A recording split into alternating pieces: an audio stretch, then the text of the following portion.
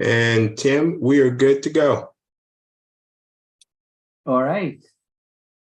So this is the first time I've done this. So welcome everybody. It's the first meeting of the year. And we got an agenda here. So I guess it's my turn to call it to order, huh? So the first we got to do is introduce ourselves, huh? So we'll start with the people on my left, and that's Steve. Say hello, Steve. Hi, Steve Williams. Yeah, I live here in Oregon City, and welcome to everybody, Joyce. And I guess we'll see who else is on, but I can't see everybody on my screen. But look forward to getting our meeting going this evening. That's Tim. Evening, everybody. Tim Leonard. I live over here in Oregon City as well, over in the South End neighborhood.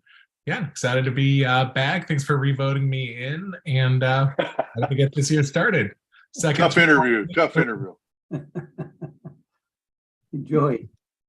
Hi, everybody. Good evening. Joey Knopf. I'm the one member that lives outside of the city. I live in just outside of Redland, off of Redland Road.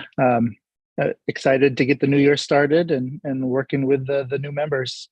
Thank you. And Joyce.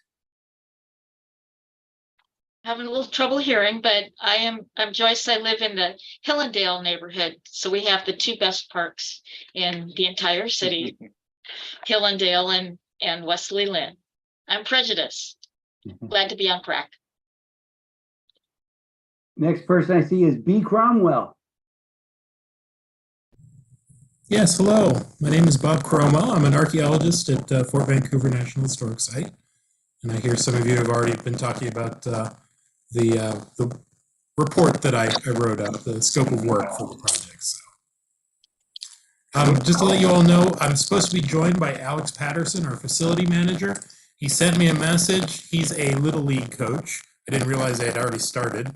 But he was running a little late because practice was running a little late. So I apologize, but hopefully he'll be on in just a few minutes. All right. And then I see Corey Booth. So you forgot Emily. Yes. It's just the committee members, and we'll come in later. That's yet another. I was so ready. First time I've ever done this. Okay. Emily, how are you? I'm good. How about you all? Good. Yeah, I'm Emily. I've been on PrAC less time than a lot of these guys. Just been to, I don't know, maybe 4 meetings or so now. And I'm over in Rivercrest. Mm-hmm. And I guess I'm the last PrAC member. I am Tim West. I live right down from the McLaughlin House on Center Street, and I'm glad to be here. And I think Kendall is the next person is going to go ahead and say a few things. Ken is just signing on, so you probably will want to introduce Ken. Yes. Hey, Ken, are you there?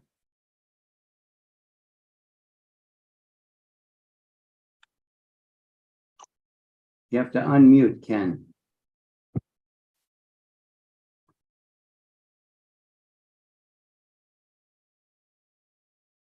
Hey, Ken, unmute and put on your video and say hello. Ken might be having technical difficulties, so let's get this moving. All right.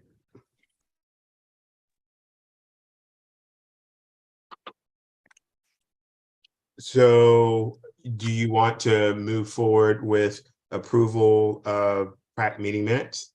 Yes, thank you.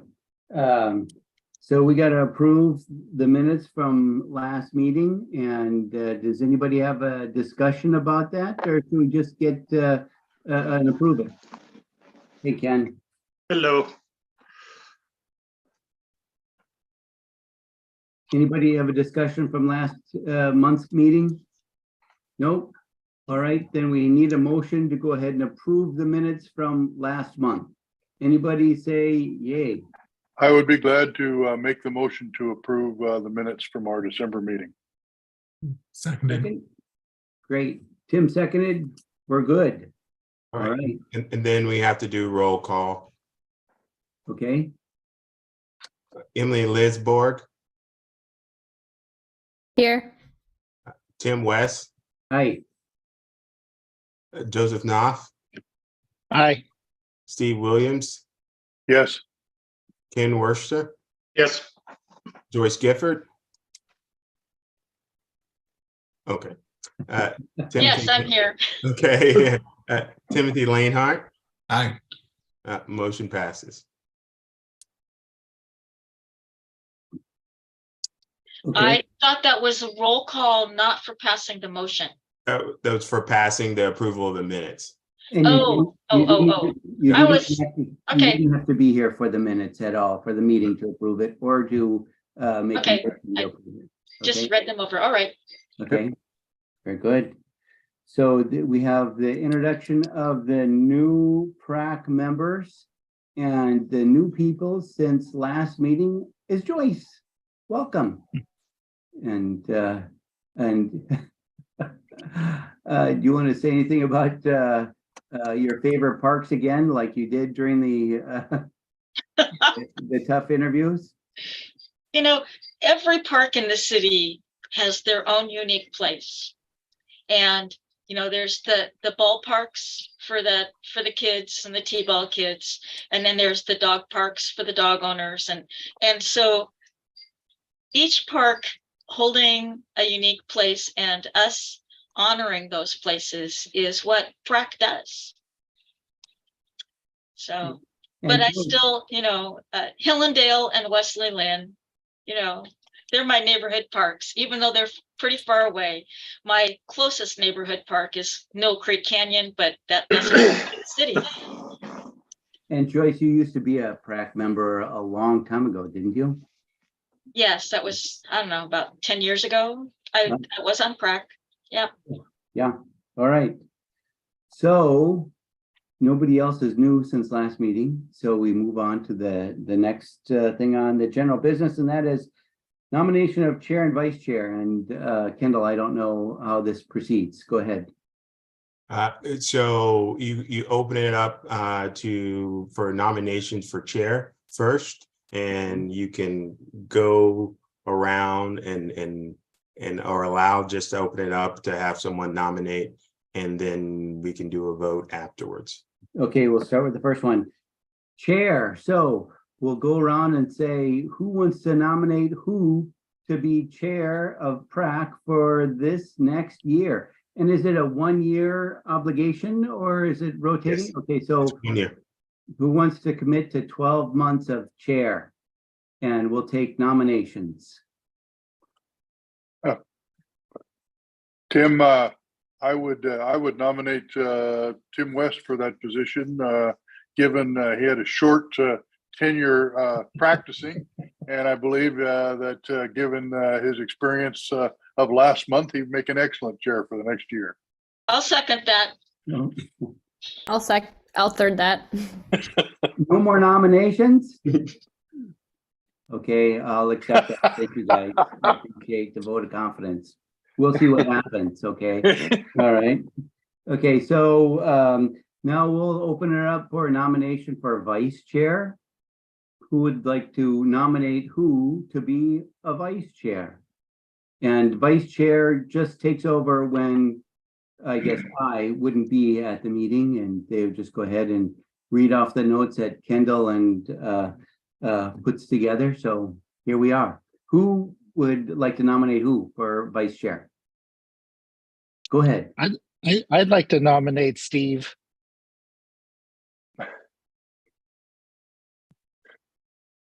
I'll I'll second. second that. Okay. All right, Sorry, Steve, I surprised you on that. Well, Okay, very good. Any other nominations? All right, so we're gonna, do we take a vote or do we say, gosh, since Steve is the only person on that pedestal, I think you won. Yay. A landslide. So yes, you would need to take a vote for the chair and the vice chair. All right, so we'll vote for the nominee or for the chair and vice chair on one vote. And the chair would be Tim West and the vice chair would be Steve Williams. Can we have a vote with that? And I guess, Steve, you do get a vote. So normally it's separated to where you do them separate. Okay, all right, we'll do it separate. All right, who wants to vote for Tim West as chair of Pratt? Okay, I see Emily, Ken, Joy, Tim. I don't know if I'm quick enough. Oh. Steve, oh, thank you. All right, there's a majority there. Okay, all right, so, and here's a vote for Steve Williams as vice chair. Could we have a vote? All right, I see a unanimous vote right here. So, Steve, congratulations. Steve says no. Steve says no. Sorry, Steve, you lose. Okay, well, All right, you guys may not know what you've done to yourself. all right. So the next thing on the general business is the introduction of our new administrative person. And Corey Booth, is that how you pronounce your last name? Booth? Yep. All right. Well, congratulations. Thank Yeah. you so much. And you're going to be taking lots of notes. Huh?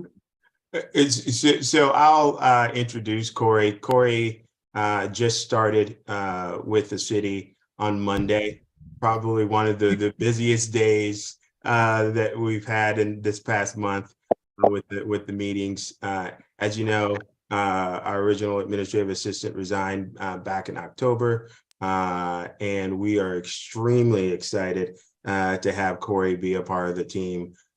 So I'll turn it over to Corey. And Corey, if you have anything you'd like to share. Yeah, it's great to meet you all. I'll let you know how it's going so far. So day 4, and I stopped by the store on the way home before preparing for this. And I was like, what am I going to get for dinner? And I chose ice cream. So that about sums up the week. I haven't eaten it yet. I don't know if we have an intermission for this. I don't know much, but I'm super happy to be here. I come from North Clackamas School District, where I served in different capacities since 2015 and super loved it. But I am a forever Oregon City resident. And so to pour back into a community that has built my life is really exciting to me. So great to meet you all. Welcome. Thank you. Welcome, yeah. All right. And then for the main attraction tonight, yes, the drum roll please. It's our geotechnical survey at the McLaughlin House. And there is Mr. Cromwell. Yep. Yes. We'll let you take it away. Okay, well, number one, it does not look like Alex Patterson is on yet. But I will just proceed on. I prepared myself, and once he notified me he was going to be running late. Dr. Cromwell? You have a technical problem with your mic. scratchy mic. Yeah. I got it. Yeah, But are you having audio issues, you mean? it sounds like everybody is. It's really Yeah, when you talk. it's a little scratchy. Okay, I apologize. Oh, that's better. No, it's fine now. It's better. Okay. Yeah. You fixed Maybe, it. maybe I just need to be further away from the computer. I don't know. That sounds good now, though.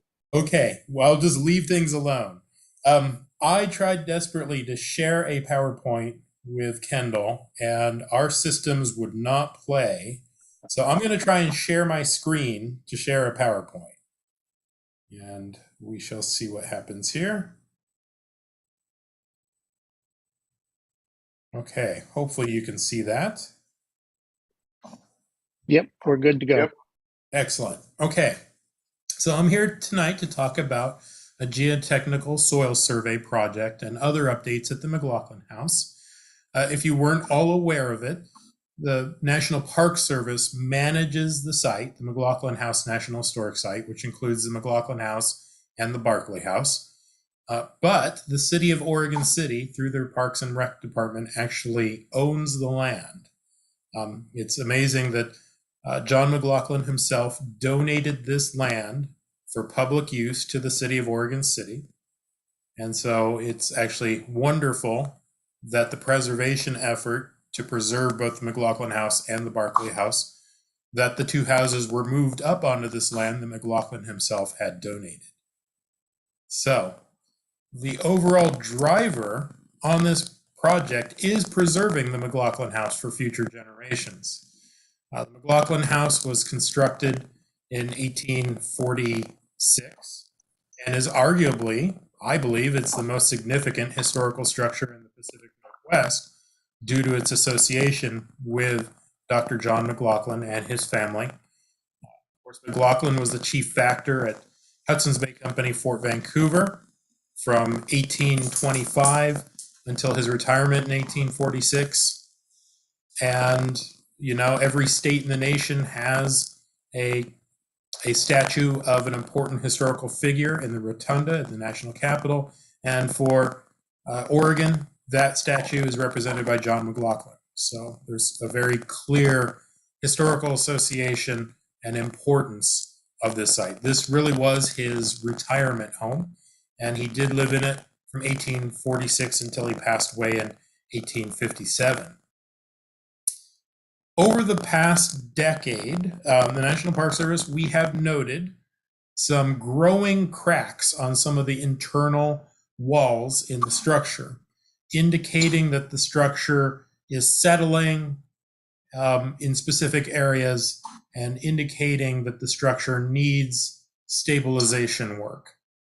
So we have actually employed an architecture and engineering firm through a contract to analyze the structure and come up with a plan to stabilize it. That architecture and engineering firm was actually brought on under contract in 2019. And then, of course, the pandemic came along in 2020. It's greatly slowed down the progress of this work, and specifically all this engineering work. And to top it off, since 2019, in the National Park Service, we've gone through 4 regional historical architects. So it's like every time we would get a start on this project, the engineering firm would be able to respond to something. It would seem like we would lose our historical architect, the subject matter experts we would need to review their reports. So there would be delays until a new historical architect would come. And then the new historical architect would want further information, go back to the engineering firm would respond, and then the process seems like it would start over again. So we've had many delays. We apologize. We would have preferred this project to be much further along, but we're at where we're at. And so at this point, the reason for this project, this geotechnical soil survey, is to give the architecture and engineering firm more data specifically on the foundation of the structure so that they can actually give us some designs and tell us what really needs to be done to stabilize the structure, and specifically with the foundation of the structure. So that foundation was constructed back in 1911 when the house was moved to this site. So it is over 100 years old. And, you know, I'm sure there's seismic concerns too, but we're waiting for the architecture and engineering firm to give us some more information on that. So given all that, the architecture and engineering firm has recommended a geotechnical soil survey. They would like to utilize a mini tract auger rig. And I just want to say that this is a representation of the rig. I do not know exactly what the rig will look like. They told me it would be a small tract auger rig.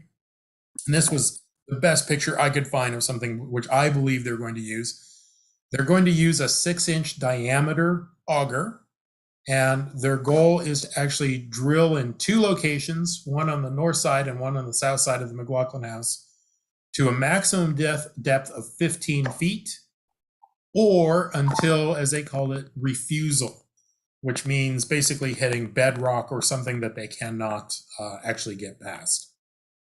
So given all that, my job, I'm an archaeologist. I manage the compliance program for the park, and we actually have to comply with federal regulations, specifically Section 106 of the National Historic Preservation Act and the National Environmental Protection Act. And as part of that, over the past 20 years, since the Park Service has been managing the site, over 20 years now, we have discovered through various archaeological surveys that there is a significant archaeological site associated with this park. Its number is called 35CL318, the McLaughlin House site. And we call it a bi-component site. There's two different eras of archaeological materials here. There's pre-contact, or Native American oriented objects here, as well as historic objects dating mostly from the late 19th century into the early 20th century. And I think really it captures some of the late 19th century history of public use of this space by members of the public enjoying it. Before the McLaughlin House was moved up here, this was an open public square, and it's clear that the public was utilizing the space. So these maps just show some various archaeological surveys that we've done through the years, the locations where we've placed excavations. Most of these excavations were placed based upon project needs. In one case, there was the removal of a underground storage tank. We've done several utility upgrades at the site where we had to excavate some holes ahead of time, things like that. In 2020, I was the principal investigator for archaeological testing, and these are the largest scale excavations that have occurred on site to date. Again, this is part of the same project. I was actually trying to gather archaeological data on archaeological contexts adjacent to the McLaughlin House Foundation. So worked with a crew out there and dug 3 1-by-1 meter excavation units. One unit on the north side of the house, we went to a maximum depth for safety without shoring, which was 1.7 meters below surface, and we never hit bedrock, and we kept finding artifacts. On the west side of the house, the picture on the left side, you can see I found a lovely utility pipe running through the middle of the unit, but found mixed deposits up top, really a lot of it associated with, it looks like constructing the foundation of the McLaughlin House. And then down below, really an intact pre-contact archaeological deposit with hundreds of what we call lithic flakes. These are little stone flakes that are left over from the manufacturing process of stone tools. And in the lower right-hand corner, you'll see an image. Those are stone, lithic flakes that were recovered from a unit here. And this was actually recovered out of one 10-centimeter level. So there were some pretty dense deposits of archaeological materials. And then the picture in the upper right, that was the unit we excavated on the south side of the house.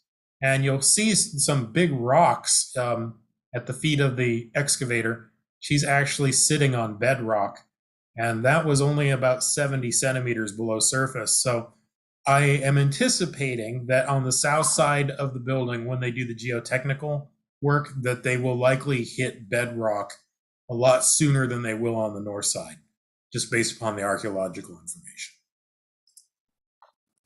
So, because the land is owned by the city of Oregon City and not the National Park Service, the laws for managing archaeological sites in the state of Oregon pertain.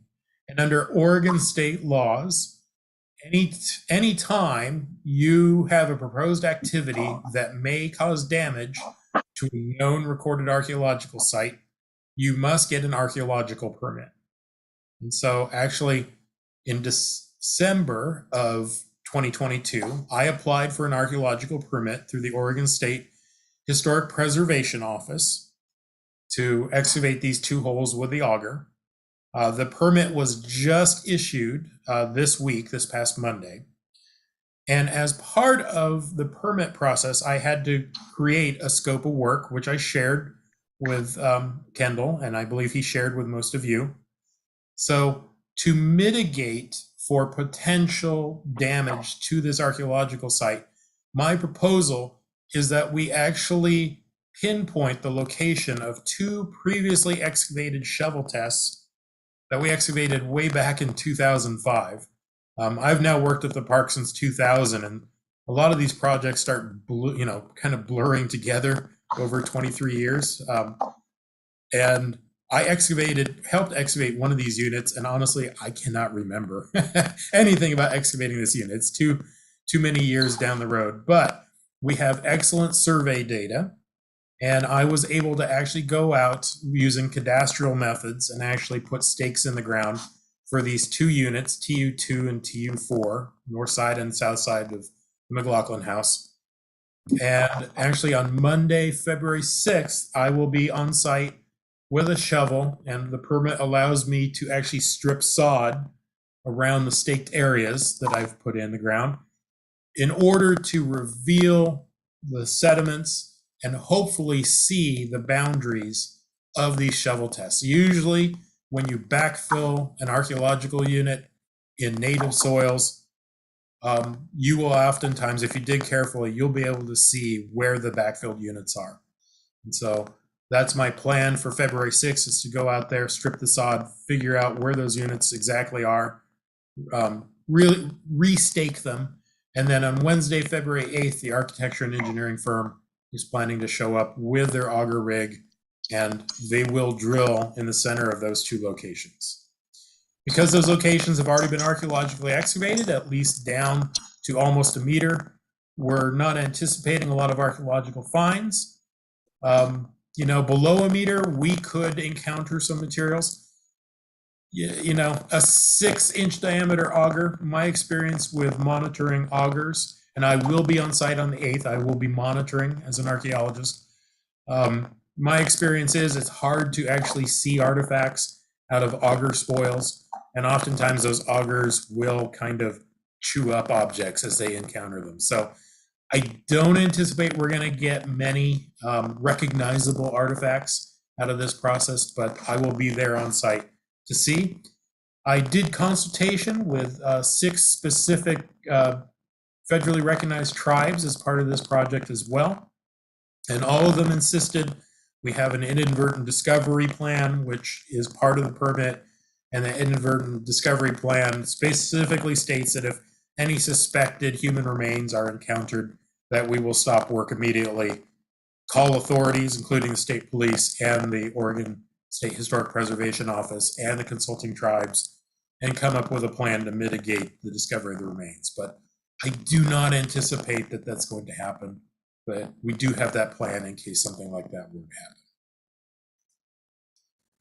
Just a real quick update also, one of my many duties with the Park Service, I'm also a contracting officer representative.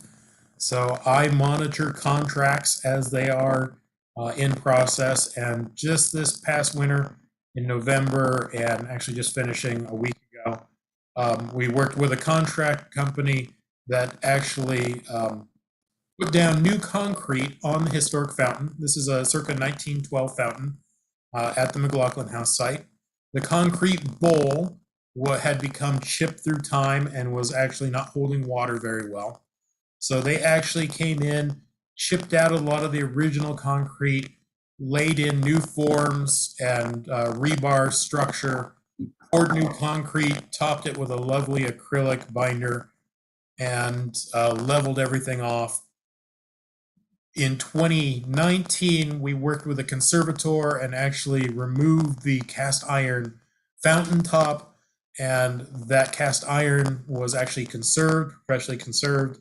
And this spring, that cast iron top will be replaced in the fountain, and the fountain will be returned back to its glory, and we'll be able to turn it back on. So just want to let everybody else know about that as well. So finally, just some overall highlights and bullets on the overall project. The project is a life safety and Americans with Disability Act access upgrades at the McLaughlin House structure. I neglected to mention as part of the project funding we have for this, we are going to improve the accessibility to the main entrance to the structure after all of the structural rehabilitation is done. Archaeological Site 35 CL 318 at the park adds to the significance of the McLaughlin House site. And as you can see, all efforts are made to preserve the archaeological deposits while moving forward with improvements to the site. The geotechnical soil survey field work should be completed. When I wrote this last week, I said within a month, but it'll be completed February 8th, the field work. There will be reports. The architecture and engineering firm will write a report of findings from a geotechnical perspective. I owe an archaeological report to the Oregon SHPO and the tribes, and I'll share that with Kendall as well when it's done. As I said, the concrete bowl for the historic fountain has been rehabilitated, and the cast iron fountain will be reinstalled later this year. And the results of the 2020 archaeological testing project that I oversaw are due to consulting parties in June of 2023. I've got a very busy next 5 months finishing that report. We just finished analyzing all the artifacts that we recovered. COVID really hit us hard. We shut down our archaeological lab.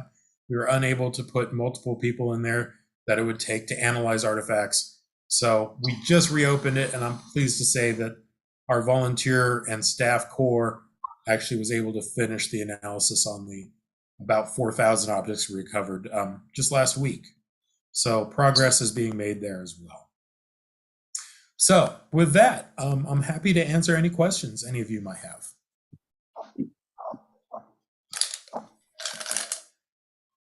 So thank you for your report. That was great. I live a few doors down from the McLaughlin House, and you guys do a great job in maintaining the area and doing the tours and all that kind of stuff.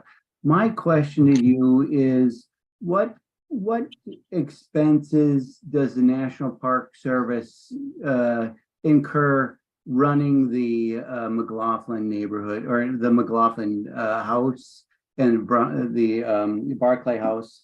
And you do the mowing and the tree trimming and all. It sounds like they taking care of the whole place. What else do you do? Well, there's two types of funding that we work off of in the National Park Service. We have appropriated funds. We call them base funds.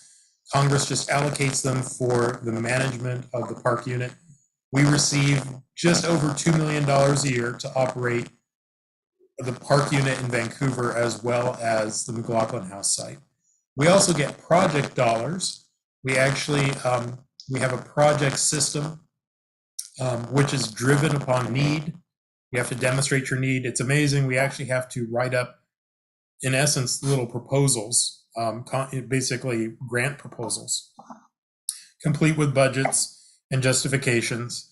And I've always found this kind of odd. All the parks compete against one another for those project funds. There are committees that are formed. They review these projects, and then they allocate funding. Congress gives project dollars every year to the National Park Service, and it depends on the project source. But oftentimes these project funds are things like cyclic maintenance, right? So all structures need some form of cyclic maintenance, right? Like every 15 to 20 years, if you're going to maintain it, you have to replace the roof. Here in the Northwest, every 5 to 10 years, you have to repaint it, so on and so forth. So we definitely have a cyclic maintenance, cycle that we enter these projects in. And we've actually been very successful. I don't have the exact figures. I do not know. I couldn't tell you exactly how much the National Park Service spends on an annual basis, specifically for the giving tours at the park. We're only open Fridays and Saturdays for 10 months of the year. So basically we send one ranger every Friday and Saturday to be at the site. Throughout, for those 10 months. We're closed specifically from mid-December to mid-February every year. And then under the maintenance guys, with all of the project dollars, I know we've put several millions of dollars into rehabilitation efforts between the Barkley House and the McLaughlin House. The fountain project I was just referencing was, I believe, $36,000 to rehab that concrete fountain base. And I once knew how much it cost for the conservation efforts on that cast iron element of the fountain, but it was tens of thousands of dollars as well. So managing historic structures, it's like peeling an onion. Anytime you get into a project, it seems like the next layer down presents more challenges and issues, and the costs can be a lot on managing structures of these ages. Specifically, McLaughlin House is 1846, Barkley House is 1849. They're both over 170 years old now.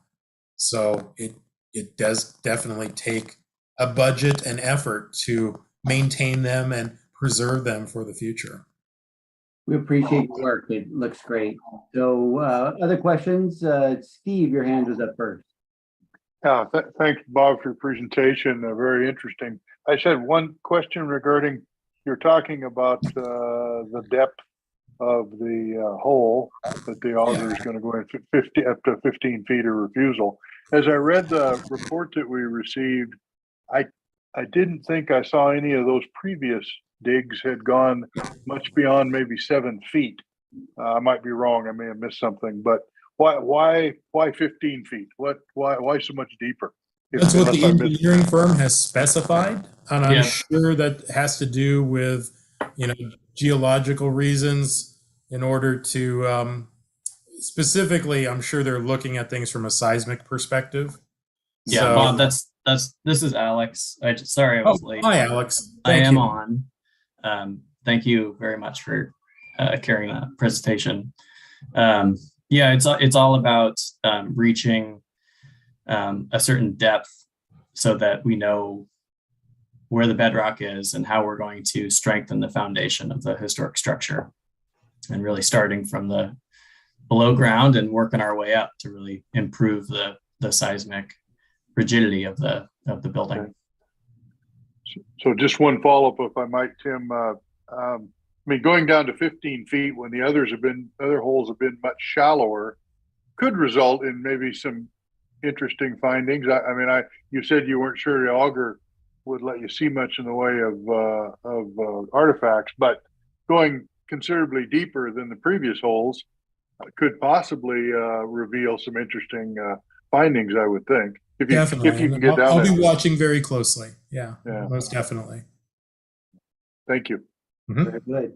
Well, I live in the neighborhood just 5 doors down from the McLaughlin neighborhood, the house, and I can't dig down more than 6 inches in my garden before I hit bedrock. So 15 feet, good luck.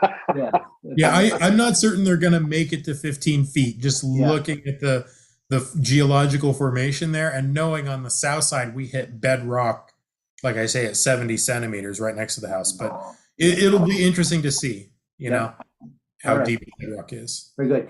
Joey, you're up. Thanks, Tim, and thank you for the presentation. That was very enlightening. I have 2 quick questions. The first one, when you say the Vancouver Park site, are you referring to Fort Vancouver? Correct. Yes. Okay. And my second question is, what other plans in the near or medium term do you have for continuing the archaeological kind of digs and the work that you showed us in the presentation?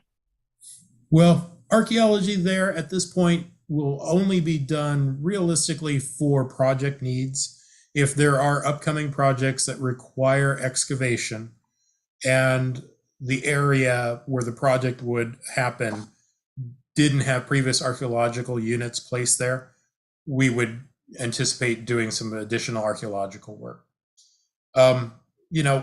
With all of the holes that have been excavated, we have a wonderful sample, on what is represented in that archaeological site. And archaeology is this weird science in that we destroy the things that we study. As you excavate an archaeological site, you are in essence destroying it. You can't put it back the way it was. And so it's also quite frankly, an expensive science. For every hour I spend in the field, we're going to spend 3 or 4 hours in our lab, and then another couple hours writing up a report.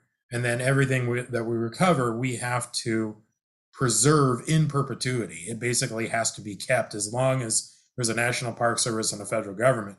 And those storage costs, add up as well through time. So honestly, as a archaeologist, as a federal archaeologist with 2 decades under my belt, my number one goal whenever possible is to leave an archaeological site in the ground. Because, if it survived there for 500, 1,000, 2,500 years, odds are, if we do our job right, it will continue hanging out another 500, 2,000 years, down in the future. And archaeology, it keeps advancing through time, right? So, just in my career, the tools that I have available today, I couldn't have imagined, 30 years ago. And I can only imagine 50 years from now, the archaeologists of the future will have that much better technology and tools and things that they can answer I can't even really think about. So, it's my preference to leave as much of that site alone as possible for future generations. And that's honestly the best way to manage an archaeological site, is just leave it there if you can. Yeah, that makes a lot of sense. Thank you. Very good. Thanks for your presentation. Really appreciate that. That was really cool. And good luck on finding some cool stuff on your digs there. All right. So Tim, I hope if he finds some cool stuff, he'll report back to us with the cool stuff. I'll work with Kendall, and we'll do. We could plan maybe a presentation sometime late winter, early spring here when things are all written up. Thank you. We could do a little show and tell. Yeah. thanks. All right. So Kendall, now we move on to the charter parks designations. Yes, and Denise Conrad will be providing that presentation. Good evening, everyone. Let me share my screen. And Kendall, just I hate to interrupt, but do you need Alex and I to stick around? Nope. Thank Okay. you. Yes. Well, thank you all. Wish you all Thank good you very night. much. Thank you. We'll keep you updated on our progress. Thank you. Thank you. Everybody see that? Yes. Okay. Yep. Yeah. Okay. So on January 18th, I was asked to present to the City Commission the 5 parks that are not currently adopted as charter parks. And I did this presentation for the City Commission, and the City Commission provided some recommendations. So as I go through these, I'll also be going through the recommendations that came from that meeting. Sportcraft Landing is a site that the Commission recommended not to pursue charter park designation. The McLaughlin Promenade, the Commission has asked that encroachment, easement, and legal concerns be researched for more information and brought back to the Commission for consideration. The Ermitinger House, they asked that we apply for a lot line adjustment encompassing the yard, house, and Ermitinger staff parking area. The Commission recommends pursuing charter park designation on that one. Dement Park, Commission asked the department to reach out to the CIC River Association and PRAC for desired options of use, and the Commission recommended pursuing charter park designation. Claremont Way is an undeveloped piece of property, and that the Commission recommended not to pursue as a charter park designation. So we'll go through each of these for the reasons that they are not charter park, or the issues that kind of slowed or did not make them move forward for adopting as a charter park in the earlier adoptions. So Sportcraft Landing's got a long-standing lease agreement with a third party for the moorage of houseboats and the moorage of boats. This designation as a charter park would make it less flexible to lease with a third party operator. And as you can see, the chapter 10 designation 41A, it would make the following list regarding the designation. For the vote, it would be, sorry, I'm having trouble because my screen is showing, just a second. I'm only getting part of my screen. I'm on a laptop. The commission may not do any of the following listed acts with regards to any designated city park or part therefore without first obtaining approval of the legal voters of the city. Said acts are as follows: sell, lease, or otherwise transfer park property. Therefore, with this long-term lease, and we are in current negotiations with this third-party operator, the commission did not recommend this move forward as a charter park designation. McLaughlin Promenade. The concerns or issues moving forward with adopting this were easements that are on the property site need to be verified. And then the park did not have a complete legal description, and that impeded the process of moving it forward as a charter park designation. But in 2019, we were able to get, I think it was Kelly Reed from planning was able to obtain some funding, and then we were able to complete a survey with a firm. And with that survey came a significant number of encroachments that were identified throughout the property by the adjacent private property owners. So some of those encroachments include structures, private access to properties, parking, and landscaping encroachments. And this is the added information that the commission would like us to bring back to them. They termed it being able to look at the low-hanging fruit of encroachments to eliminate, but going through the legal language and process of how to work through some of this encroachments. And then this is the promenade property in green. You can see the boundaries. Ermatinger House, the tax lot itself is also encompassing the fire station, and that building and the designated parking spaces are leased to Clackamas Fire District 1. The parking for the library is also encompassed in this tax lot per a planning requirement during the development of the new addition attached to the Carnegie Library. And a property line adjustment or a lot line adjustment would be an option to address the separation from the fire station and the parking and the drive lane.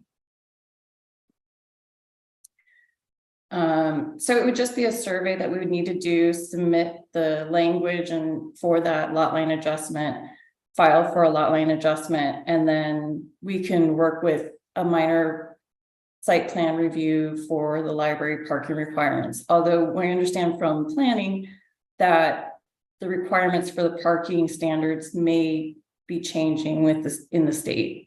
So we would just be working with planning on that aspect of the parking for the library.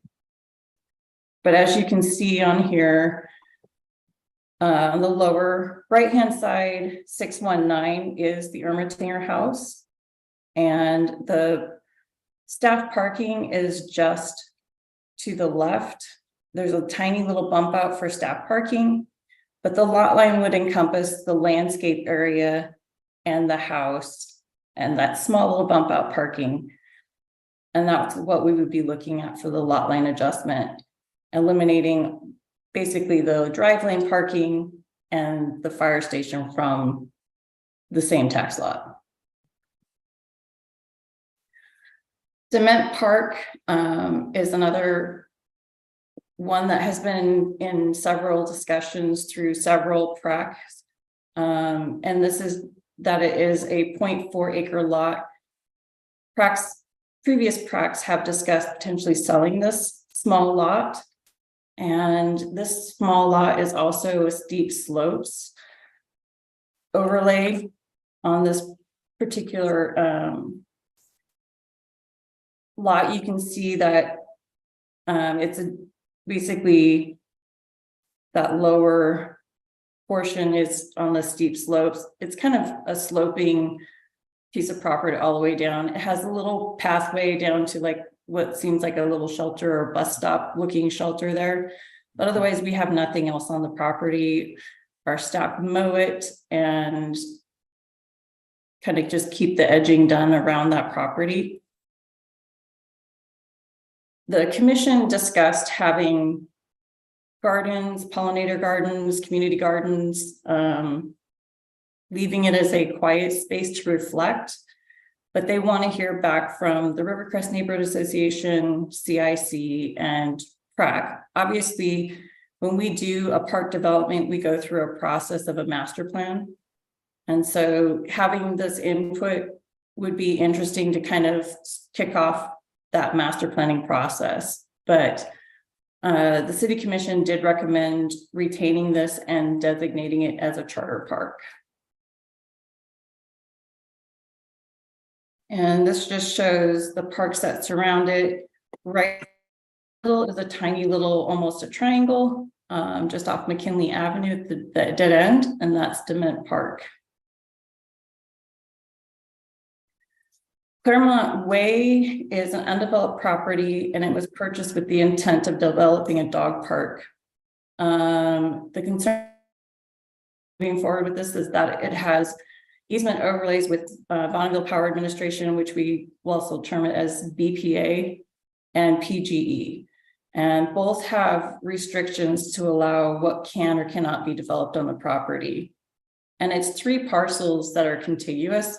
So it just shows on this screen which parcels are purchased by parks. And then PGE has some pretty strict guidelines of what is prohibited or under the restrictions within their right of way. And the top one is building structures of any type, permanent or temporary. This includes, but is not limited to sheds, playground equipment, basketball courts, restrooms, picnic facilities such as shelters, tables, and barbecues. They also put in here that there's no excavation within 50 feet of a transmission structure.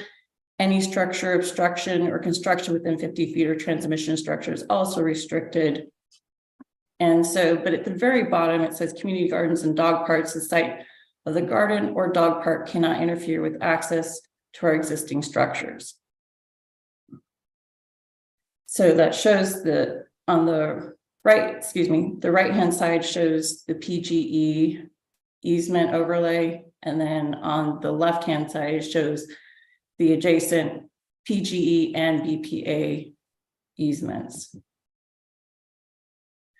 BPA also has the same type of restrictions. They're currently not using the site. It's a vacant easement, but these restrictions will apply under their right-of-way restrictions.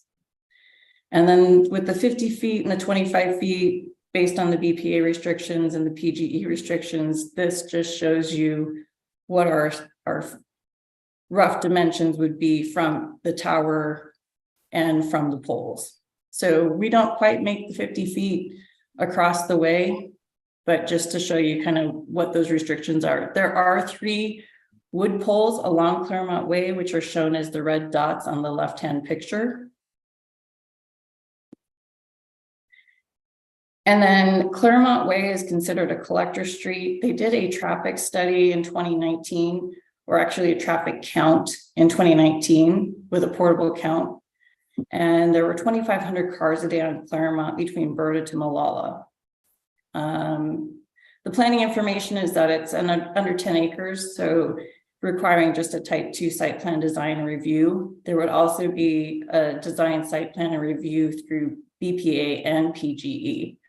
And they would be determining whether or not any of the things that we would be proposing would be restricted or not restricted. And I will go ahead and stop sharing this. And so I'll take questions if you guys have questions at this point.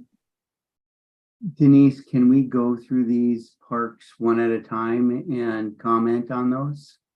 Sure. Do you need the screen up for that? That would be good. So the the first one, Sportscraft, sounds like the general consensus from the city commission is to not make this a charter park. Is that correct? I'm sorry, I'm trying to pull my screen back up. Hang on just 1 second.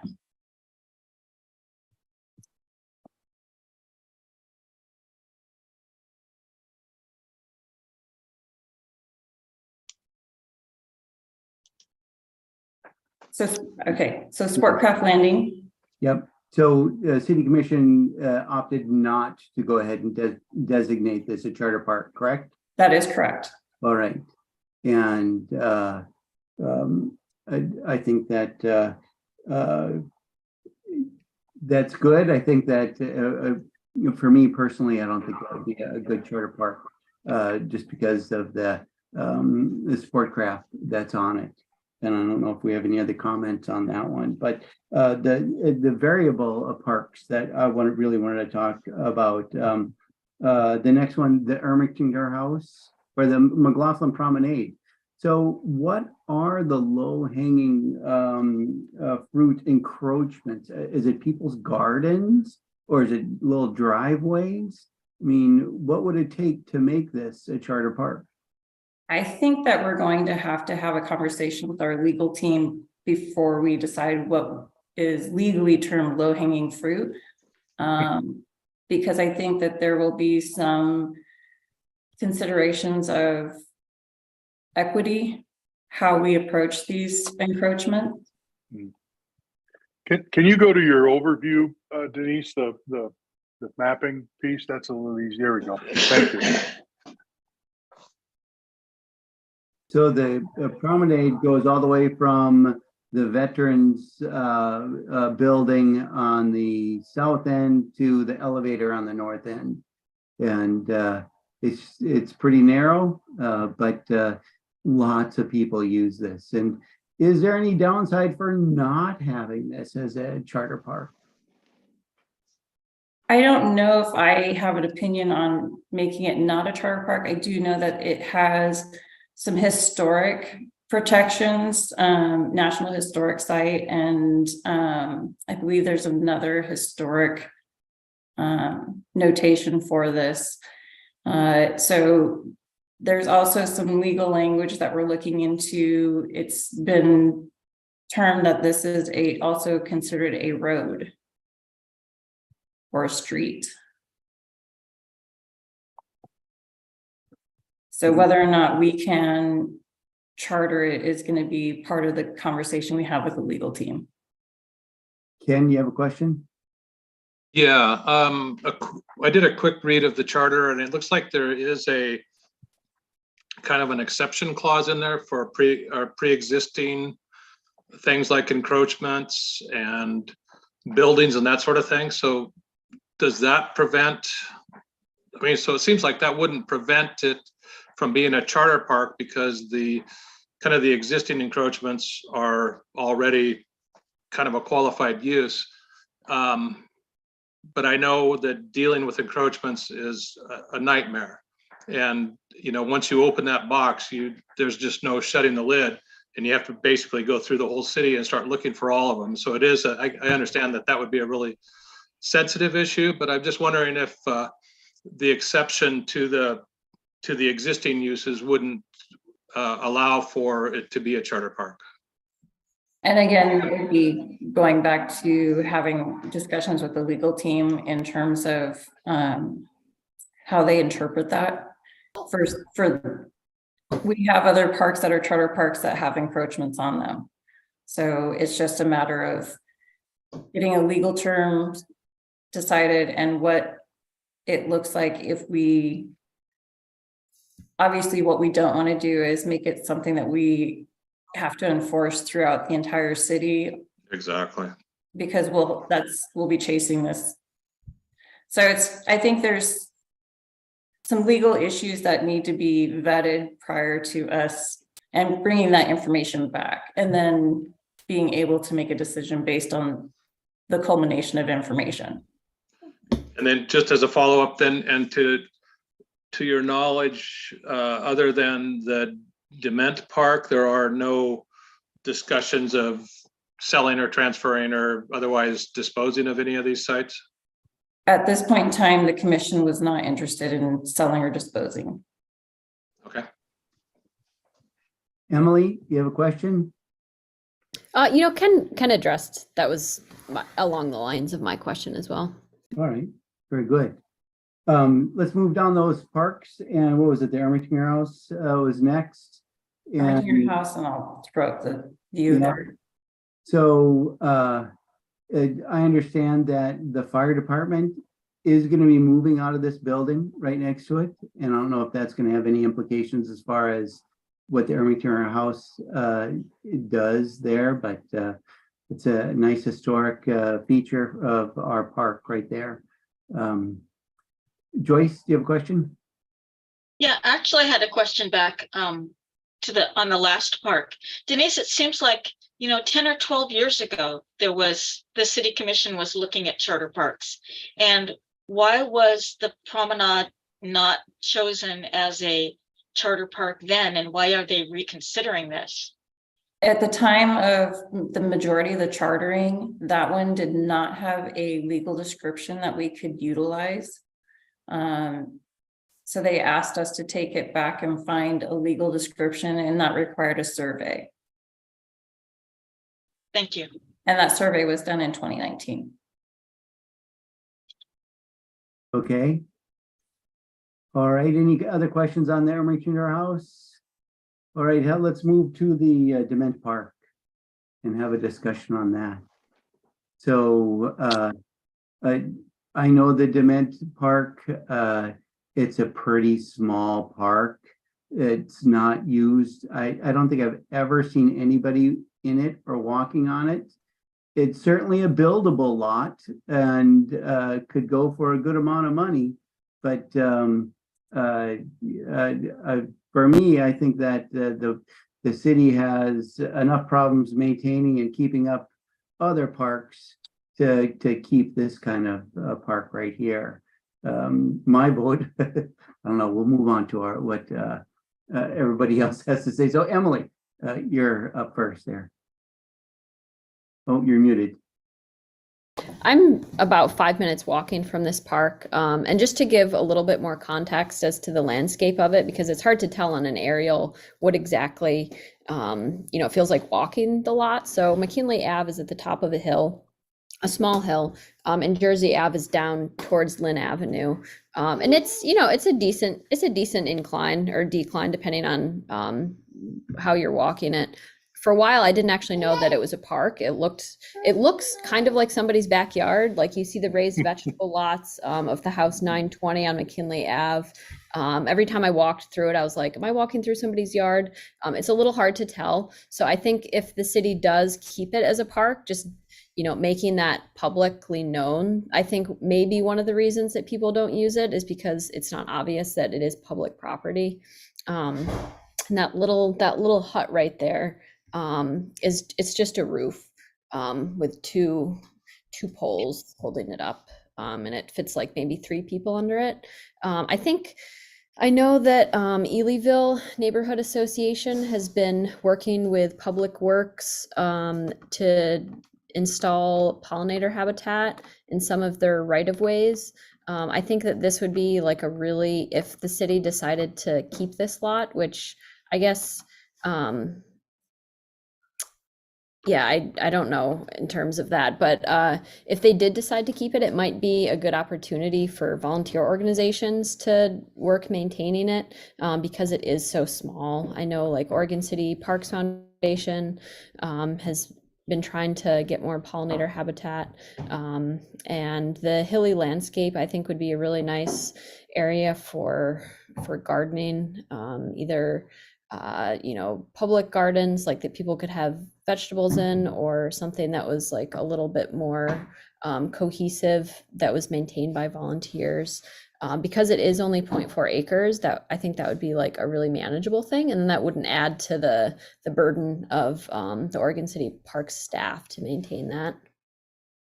And I would just say that anytime we do volunteer projects, there is always a big contingent of volunteers at the front end, and they kind of wax and wane. And so there would be some aspect of maintenance involved. If we do a community garden or a pollinator garden, it would need to have irrigation or some kind of water to that site. It currently does not have anything on the site as far as development. And so that would add a little bit to our maintenance staff if we had any kind of irrigation or water through that park. Very good, thank you. Anything else, Emily? Yeah, I guess the Rivercrest, I haven't heard anything. I'm the chair of the Rivercrest Neighborhood Association. I haven't heard anything from the city, but it would be great to get somebody to maybe talk about this park at our next meeting, which is March 16th. I don't know, Denise, would you be the person to maybe come talk with the neighborhood association, or would that be John or Kendall perhaps? Yeah, we can game plan and have some conversation about participating and talking a little bit more about the park. The one concern I have, because is we would need to talk to the entire community when we're talking about like the future use of the park. We all obviously would want to engage with the Rivercrest community and get their input, but the planning would be more extensive, and there would need to be more public engagement moving forward before any decisions were made in regards to kind of what we're going to do with the park. Oh, of course. Yeah. All right, thanks. Steve, you're next. Yeah, just Emily did a nice job of describing that property. I walk by it almost daily on my walk. But Denise, in listening to when you made the presentation earlier here in the month, it sounded to me as though the commission pretty much kind of made a decision on this piece of property. They weren't interested in selling, and if I read it correctly, they were interested in making it a charter park. So, I mean, is there really a question here, or has the commission really already kind of given direction and action on this property, or am I missing something? I believe I was given their recommendation or direction at the meeting, and I was just relaying it at this point. I see. Oh, but you were saying that it's going to be floated to the PrAC to help them in one of your next slides there, before or after this one. They were asking that PrAC, Rivercrest, and CIC give their input of their desired use or options of use, but the department has a process of doing a master plan, and that usually engages. We offer it out to the community wide, so it's not just Rivercrest Neighborhood Association making the decision. It's the city and anybody who wants to participate as a citizen in that engagement process for a master plan. Very good, James. Okay, thank you. You're welcome. Joyce, you're next. Yeah, I had a friend that lived in this neighborhood, and when I would visit her, we would often walk her dog over to this little grassy area, which I didn't realize was part of a city park. But my friend assured me that it was, and that it was not somebody's private property. So the neighbors are aware that, you know, it's a green space for them. And do we have any estimate as to how much it costs the Parks Department to take care of this park? Currently, it's not very much because we just mow it. So obviously during the high season of grass growing, we mow it more frequently. But beyond that, it's probably a minimal expense. It's just staff time to get out there to mow this, to load and unload a mower to mow this particular part. And then edge is needed, and then any invasive spraying that's needed. And is there street parking along the streets here? It's not really a park that anybody would go to as a destination park.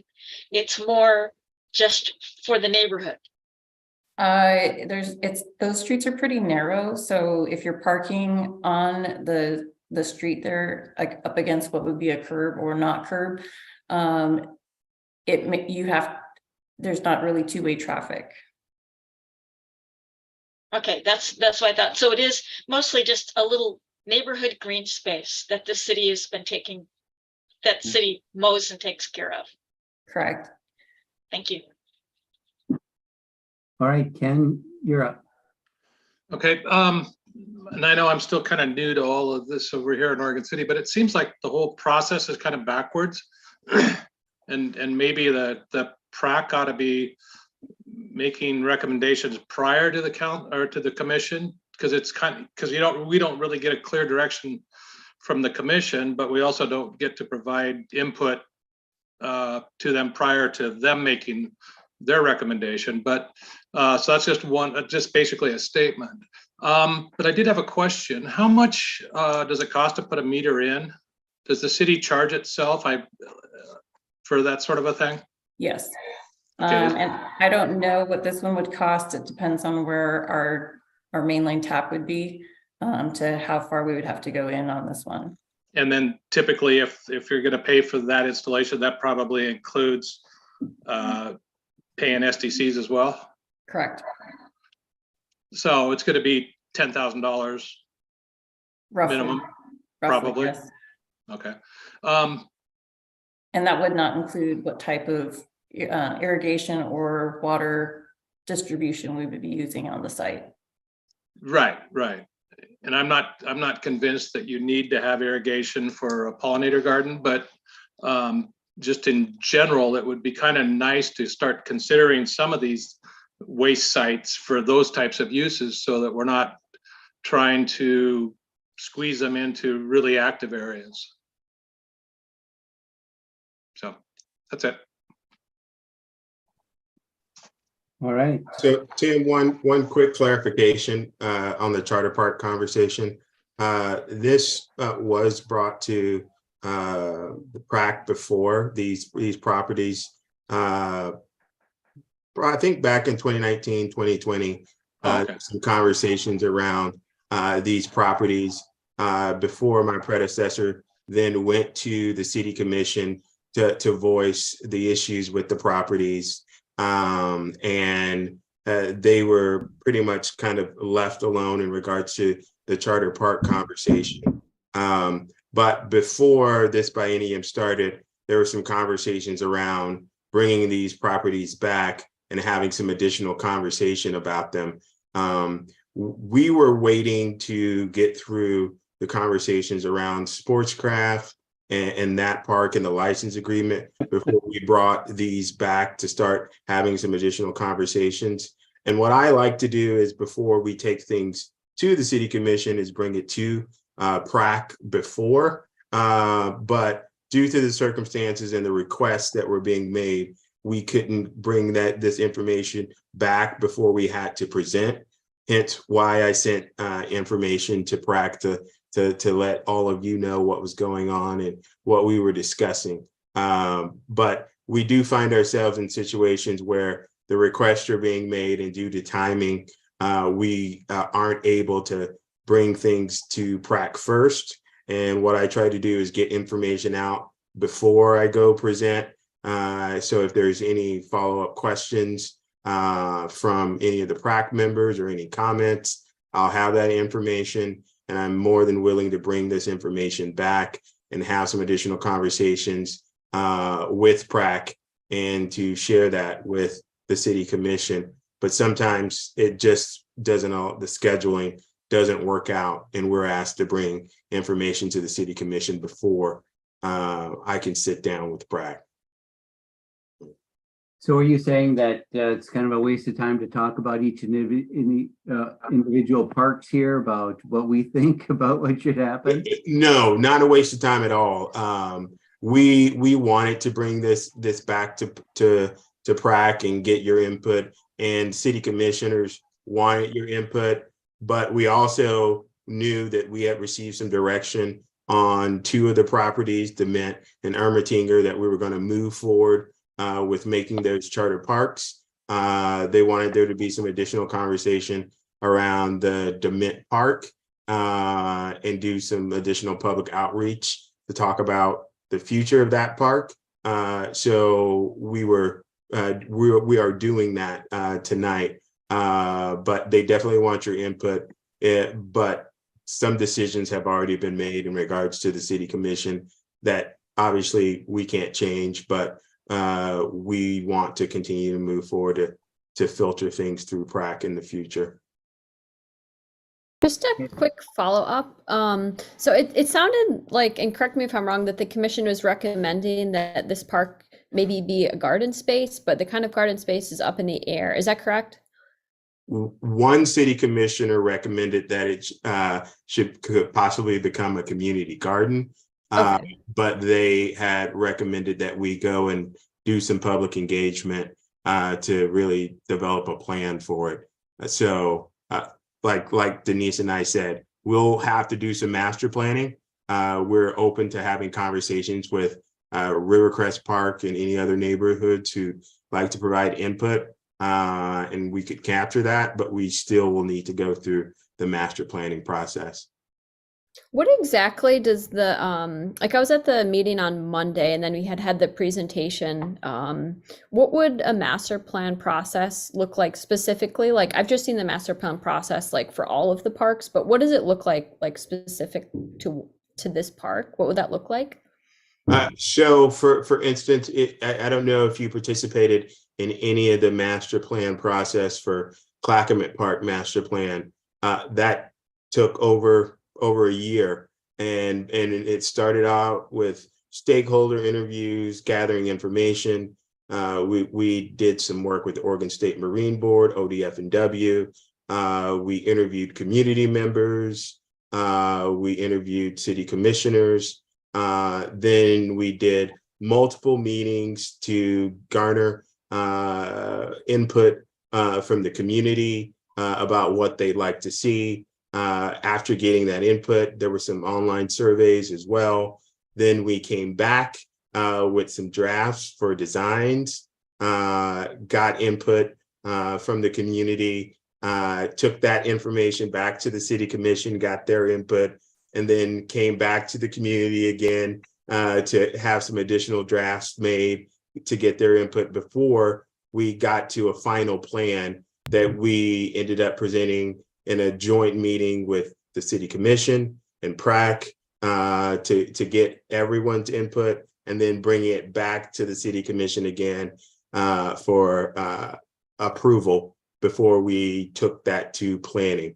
So it's extensive. The goal is to get as much input as possible, as much engagement as possible, to try to incorporate the vision of the community, but it does take quite a bit of time. Yeah, thanks for that synopsis. I think sit on one of those Clackamas Park master plan meetings. For a park that's like 0.4 acres, does that process look any different, or is it the same level of engagement? Like, because this is more of a cut through park, like as someone said, it's not really a destination park. It's kind of just, on the way down the hill kind of thing.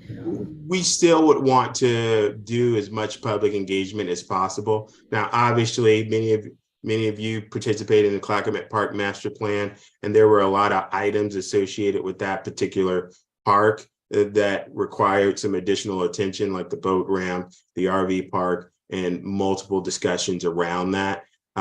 So it still would take quite a bit of time to get the necessary public engagement. It might be easier to develop a consensus on the use.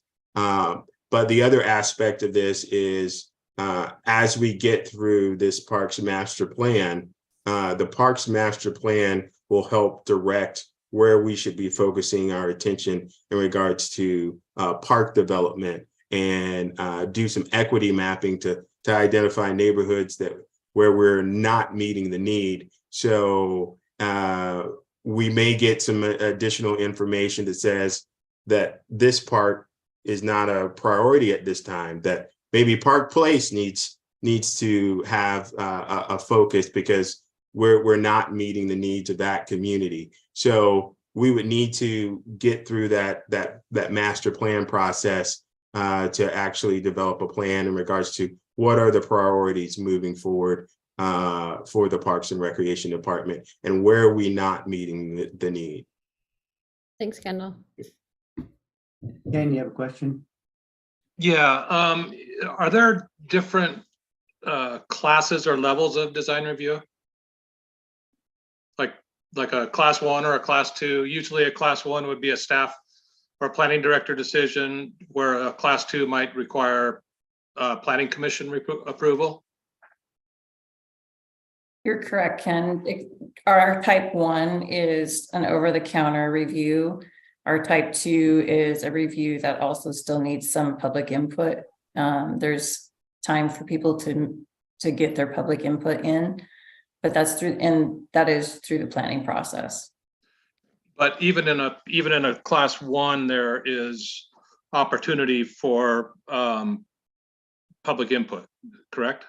Not in the sense of our over-the-counter. However, we do the public engagement process prior to submitting for our reviews. Okay, well, that works too.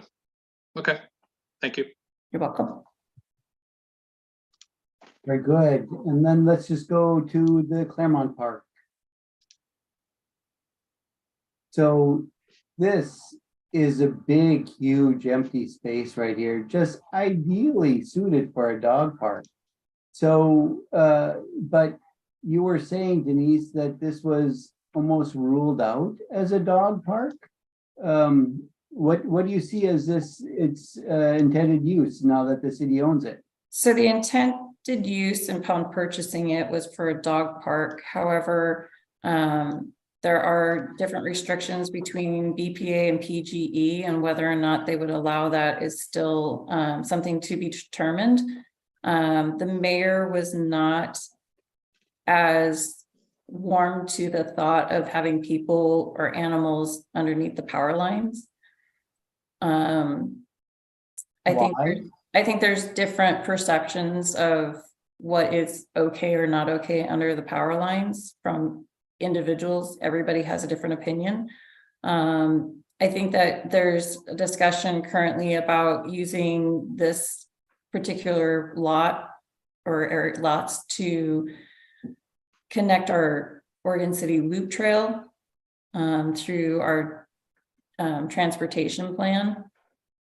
So our development services engineering division are talking about being able to try and get a trail through the property to make that connection with our Oregon Trail Loop system.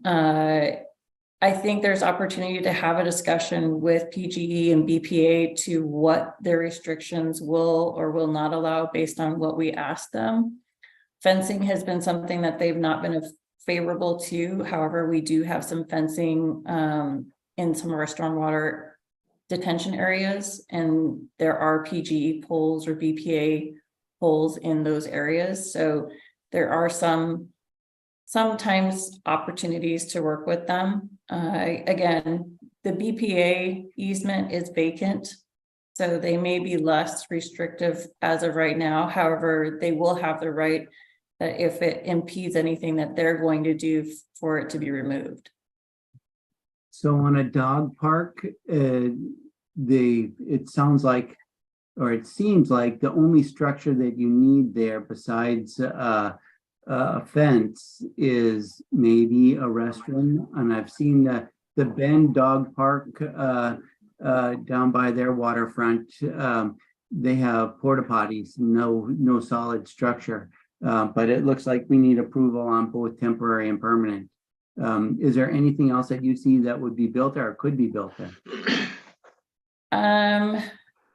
With the restrictions as they are stated, it would be very difficult to build much of anything there. So I think that's the one that if there is an intent to want to look at this as opportunities, it would just be having a conversation or a proposal conversation with PGE and BPA and see what their flexibility or willingness would be on this particular site.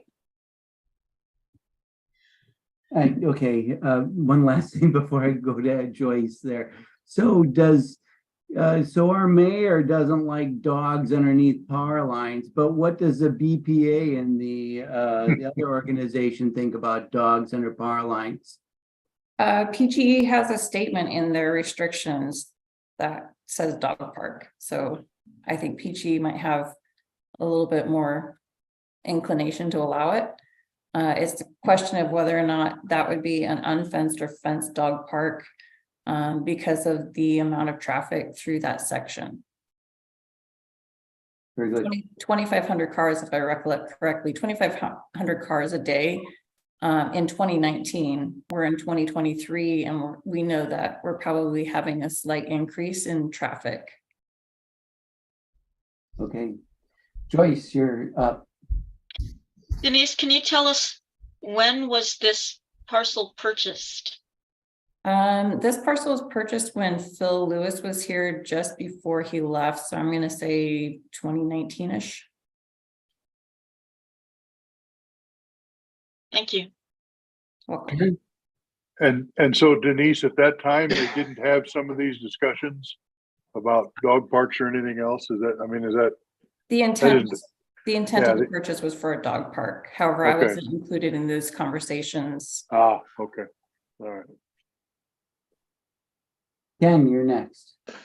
Okay, is there any opportunity to acquire that other piece that's kind of on the, looks like on the east side of this? So that would be Claremont Way, Malala, and that Yeah. is owned by Public Works, and they're currently okay. using that as temporary spoils or lay down area. Okay, and then also as it relates to the code,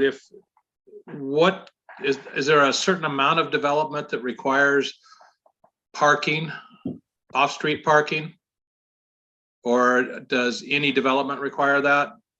It depends on the development and then what the requirement is. I've talked to planning and they think that there would be street parking viability. But again, it depends on what we're trying to do with it. Right, how much? Yeah. Yeah. I'm assuming that it would be very limited in development based on the restrictions Sure. for PG and BPA. Right. And so the lens that it was being viewed from was that it would be very little development. And so the requirement would be pretty minimal. Okay, and then my second part of that is, would it be easier to ask BPA to vacate that easement versus trying to get their approval for any use on it, since they don't have anything going on there? Let me see if I can show you. BPA's easement is adjacent. Oops, I'm going the wrong way. Is adjacent to, so if you look at that left side picture, our strip is the one along Claremont. Mm-hmm. The property adjacent to us, which we don't own, is the BPA vacant I see it, yeah. easement. Okay. So BPA isn't really a factor then? They would not be a factor unless they chose To to really- restrict something if they have something in the plans. for Something future. within the distance requirements and that sort of Right. thing? Okay, And theirs is a 25-foot distance, I believe, for a wood pole, 50-foot distance for, let me see if 50-foot distance for metal structure, steel poles. So like a tower. okay. But right now, there's neither there, right? Neither, no. Okay. It's just, go back to this. Let's see. There's a picture, sorry if I'm making Right. anybody dizzy here. Yeah. There are three wood poles along Claremont Way from PGE, and then transmission metal towers on the end of Claremont and Berta. Right, But then the other end of that tower is in the Joanne Fabrics parking lot. perfect. Very good. Joy, did you have a question? I did at the time, but Denise answered it. I was wondering exactly where the easement for BPA is, but then I have a second question that I thought up just now. Looking at the locations for those wood poles, those are PGE you said, right? So what's the easement around those as well, and not just the tower? The wood poles are 50 and the tower is 50. Okay, so they're both 50. And if you So- look at those 46 and those 46, Right. 46 foot measurements, that's from the pole from the tower to the property line. Mhm. It also would relate to where that pole is. So the red dot on the Claremont side. Yeah. Just from the metal tower, so that 46 feet is from the foot of the tower approximately to the property line. And the PGE wood pole is just inset from our property line, so it would be Hmm. less than 46 feet. Yeah, so it's a pretty finite space if you take 50 feet from one pole and 50 feet in from the other pole. Right, and if you swung to the interior of the property from the foot of the pole 50 feet, it also shortens that area to the interior of the property. Right. Those electronic measurements or physical measurements? Those are electronic, they're rough estimates. Okay, thank you. Joyce, you have a question? Another quick question. So since the Parks Department purchased that property, has the Parks Department been the one that had been mowing it and taking care of the property? Yes. Okay. So Denise, you have one? we field mow it, it's a pretty rough grass area, but obviously by code, we can't let the grass get 6 feet tall. Very good. Denise, I have a question. You brought up a subject that I've only seen as a dotted line around Oregon City, and that is the Oregon Trail Loop. Does any of that exist right now? And where are we on plans to make that happen? I've only worked on the Oregon Trails Loop a few times, and yes, so the Cove Trail River access, that is part of the Oregon Trail Loop system, along John Storm up to 99 from there, because it is also part of the TSP. So that little boardwalk area is part of the loop trail. We were working on doing a section in Kenema and had gotten through some planning stages and proposals. That is through our engineering development services division. They've been pursuing some grants to continue that project due to the funding necessary to kind of figure out what works with the traffic studies and options due to a lot of the steep slopes and terrain that we're looking at in Oregon City. It's really tough for us to get some of those loop trail connections, and then it's just about the priority of purchasing property to continue those trails.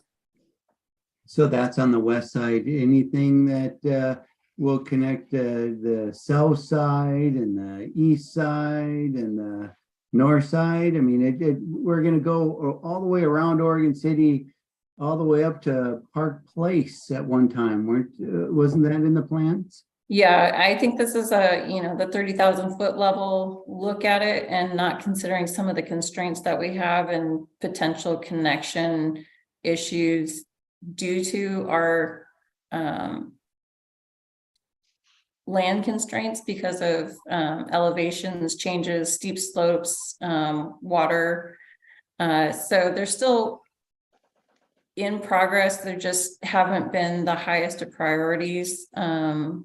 Although they're coming up on our master plan survey, that trails are number one thing that the people want to see is paved or multimodal or unpaved, but trails came and ranked in very high. So I think our priorities and perspectives will change as we move through our master planning process to engage more into that area. Oh, keep us up to date on that. That would be fantastic. Sure. All right. Any other questions on charter parks from anybody? All right. Then it looks like we're to staff reports. All right, I've got some great news. We had some conversations about transitioning to a meeting in person.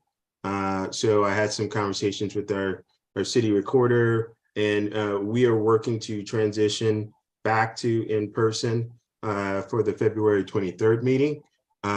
So you will still have the ability to participate virtually because it will be a hybrid meeting. So for those of you who'd like to meet in person, we will be meeting at City Hall.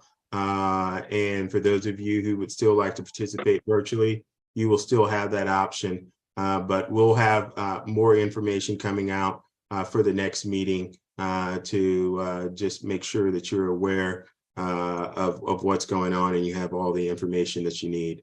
But just wanted to report on that. So Very good. And can we have a 6 o'clock start on that instead of a 7?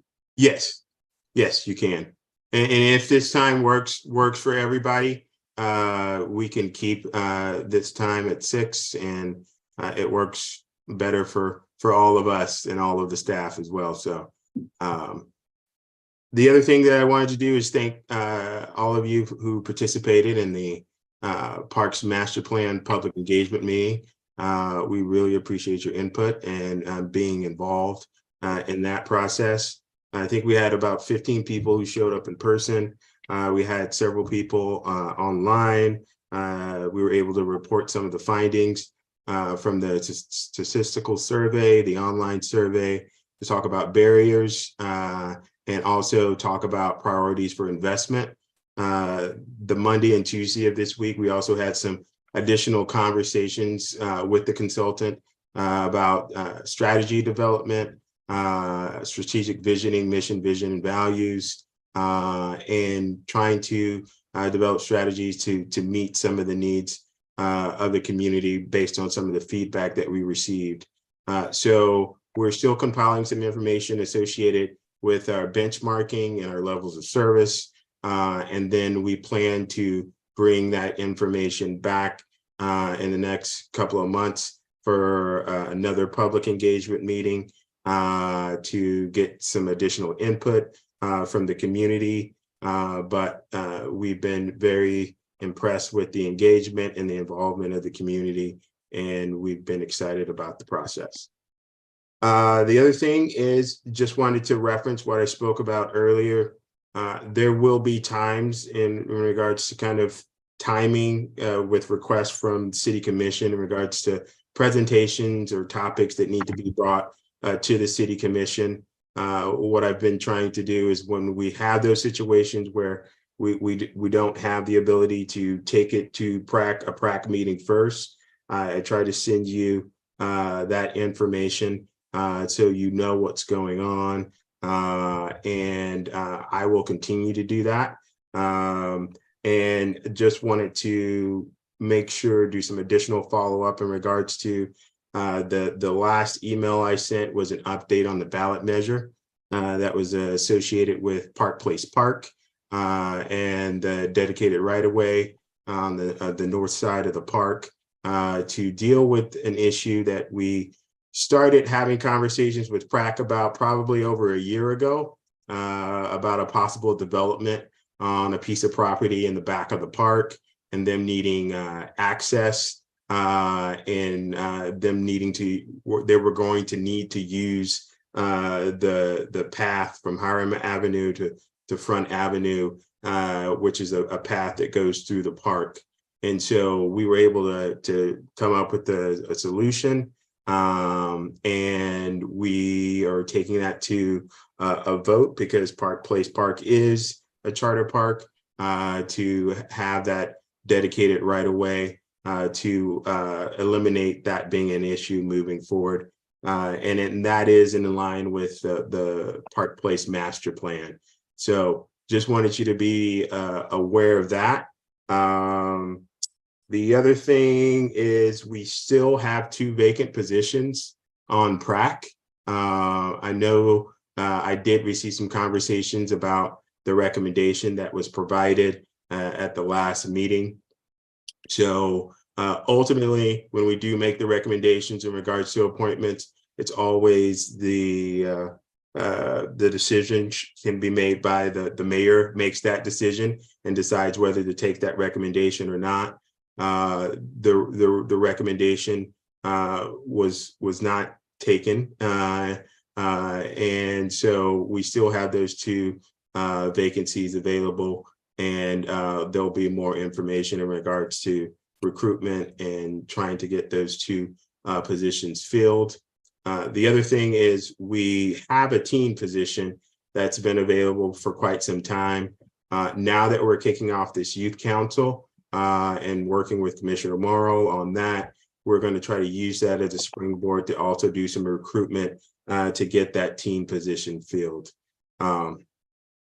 Outside of that, we're hiring for a new position, a social services coordinator. I've been working with Kathy on that job description. That posting or that job did get posted this week. We're recruiting for that position. And I have some sad news. Kathy is soon to be retiring in March, at the end of March. So Kathy and I have been working on planning for her to retire and working on her job and job description. And then we have plans to get her position posted as well. Any questions? All right, I will turn it over to John for his update.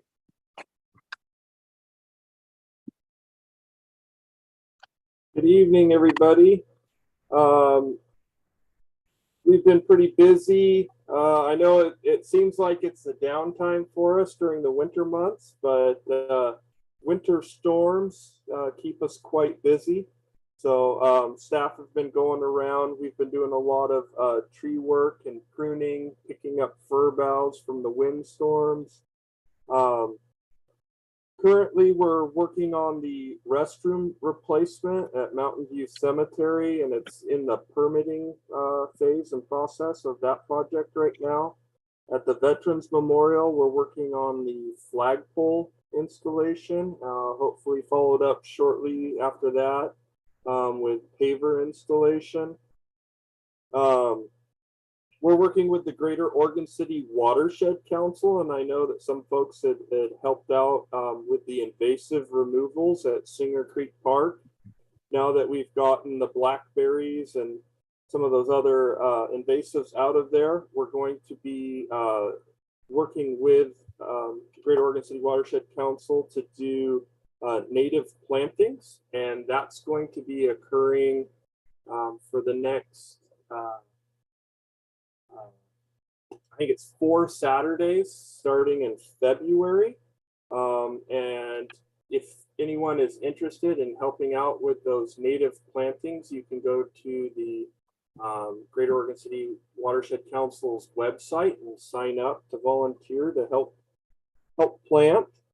We're also working on replacing our pay station at Clackamas Park with a more modern style pay station. All of our staff right now are currently going through CPR and first aid training. The Wesley Lynn AstroTurf has been completed, so it looks really nice out there. For the ball fields, they'll be able to play even on rainy days when, you know, oftentimes the fields would just be mud at that point. I had brought up at our last PAC meeting, but there's some new members. So we are going to be doing tree removals. One of those is at the swimming pool. There's a pine that died at that site. And so we're working on the permitting right now to get that tree removed. And then again, we presented some information about the elm trees at Library Park. And it's been recommended by an arborist to remove 5 of the elm trees at the library park due to Dutch elm disease.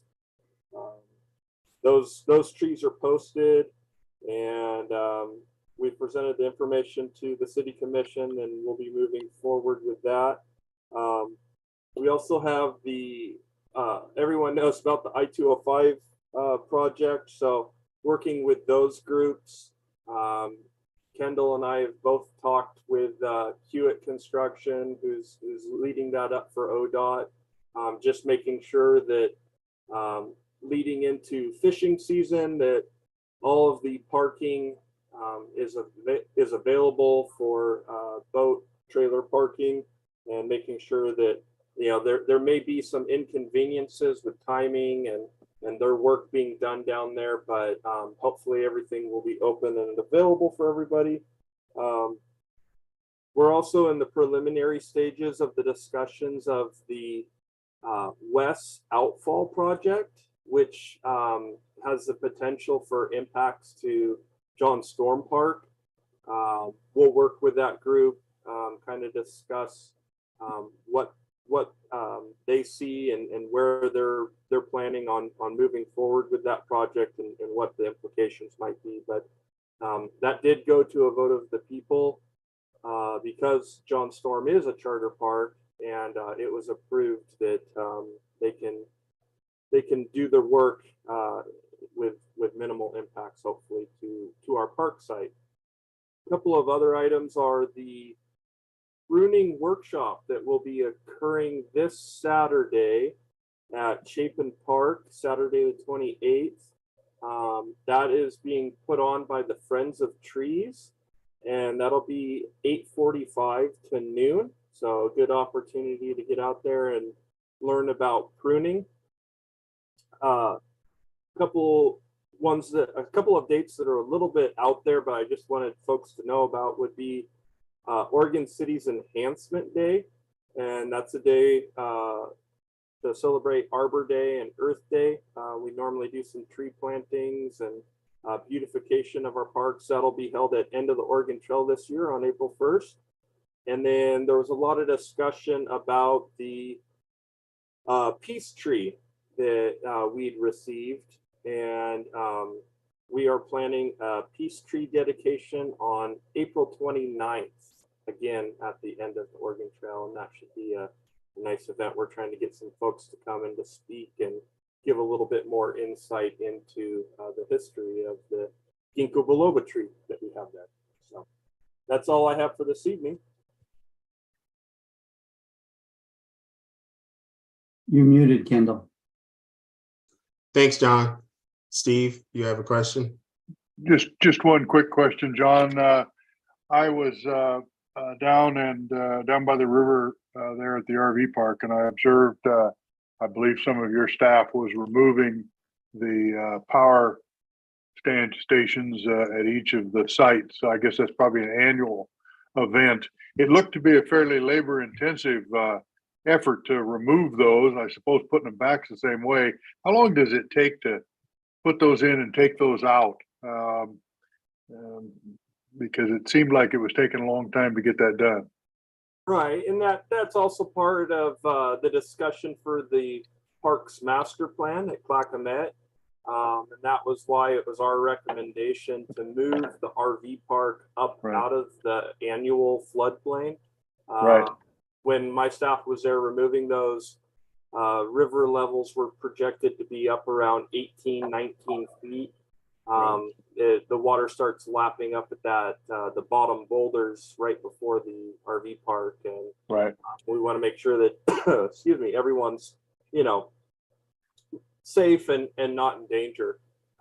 It probably takes us cumulatively an entire day just for the front row, and then, you know, depending on what kind of flooding levels are projected, sometimes we have to completely shut down the RV park, contact PGE, have the power disconnected.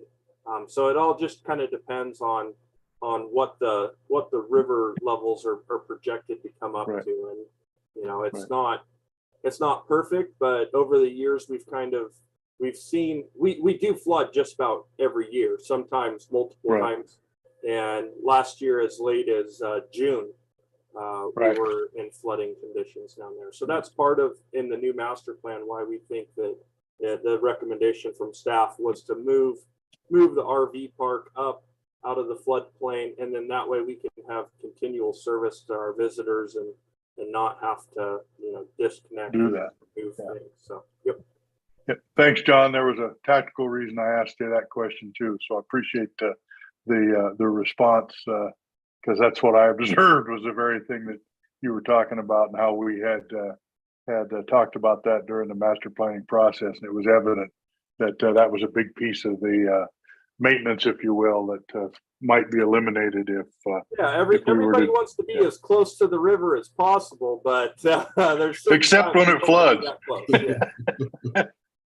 Yeah, thank you. All right, Kyle. Yeah, I think last time I talked too much about stuff that doesn't really affect the parks people because I have a overlap with other parts of the Oregon City. So the main things that I'm doing right now that affect your interests are we're working on transforming a room at community development for neighborhood use. It is the old gym for the police department. And so that's one thing we're working on. It involves a little bit of work because the space is not designed to be directly accessed to the public, and so it's a process to make that available for everyone's use. Next one would be well, I could talk about Pioneer, but I think Kathy would probably be able to talk about that better. The main thing that we're working on right now is reception desk. She can talk about that. We're also looking at upgrading the lock sets because the old system is it's not commercial. It's a home grade system. And so we're upgrading it to commercial lock set. So we have a better control of the spaces. And then next would be Ermitinger. And we are looking at just some light exterior maintenance, which is cleaning of the siding and repairing some damaged sills, and we've got some damage to the deck on the front porch. And so just trying to extend the life in a positive way on that space. All right, thanks, Kyle. Melissa? I have a question. Okay. So Kyle, where is this old police gym? Oh, so the community development building is building and planning. And so it's the building that's kind of on the same site as the new Robert Lipke Police Department. Oh, all right. And so just there is a currently unused space in that building that had previously been used as the gym, but PD now has a fancy new space, so they do not need that anymore. Is that new space on site too, the Lipke Center? Oh yeah, their gym is it's inside. It's inside. Very good, thanks. All right. Melissa.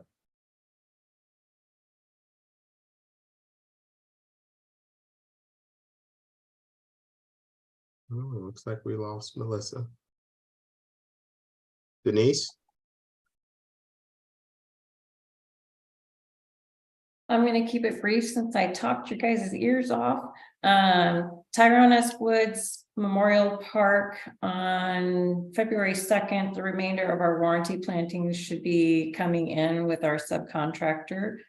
And then our right-of-way warranty punch list came from Public Works for corrections and completion. So we did get those contracted out to be repaired and completed, and our inspection was completed. So we are required to do a 2-year maintenance warranty bond with our own Public Works.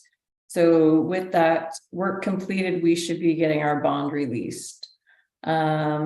Wes, Good Neighbor Agreement. John and I have been working on that project. We have some striping that is still yet to be done.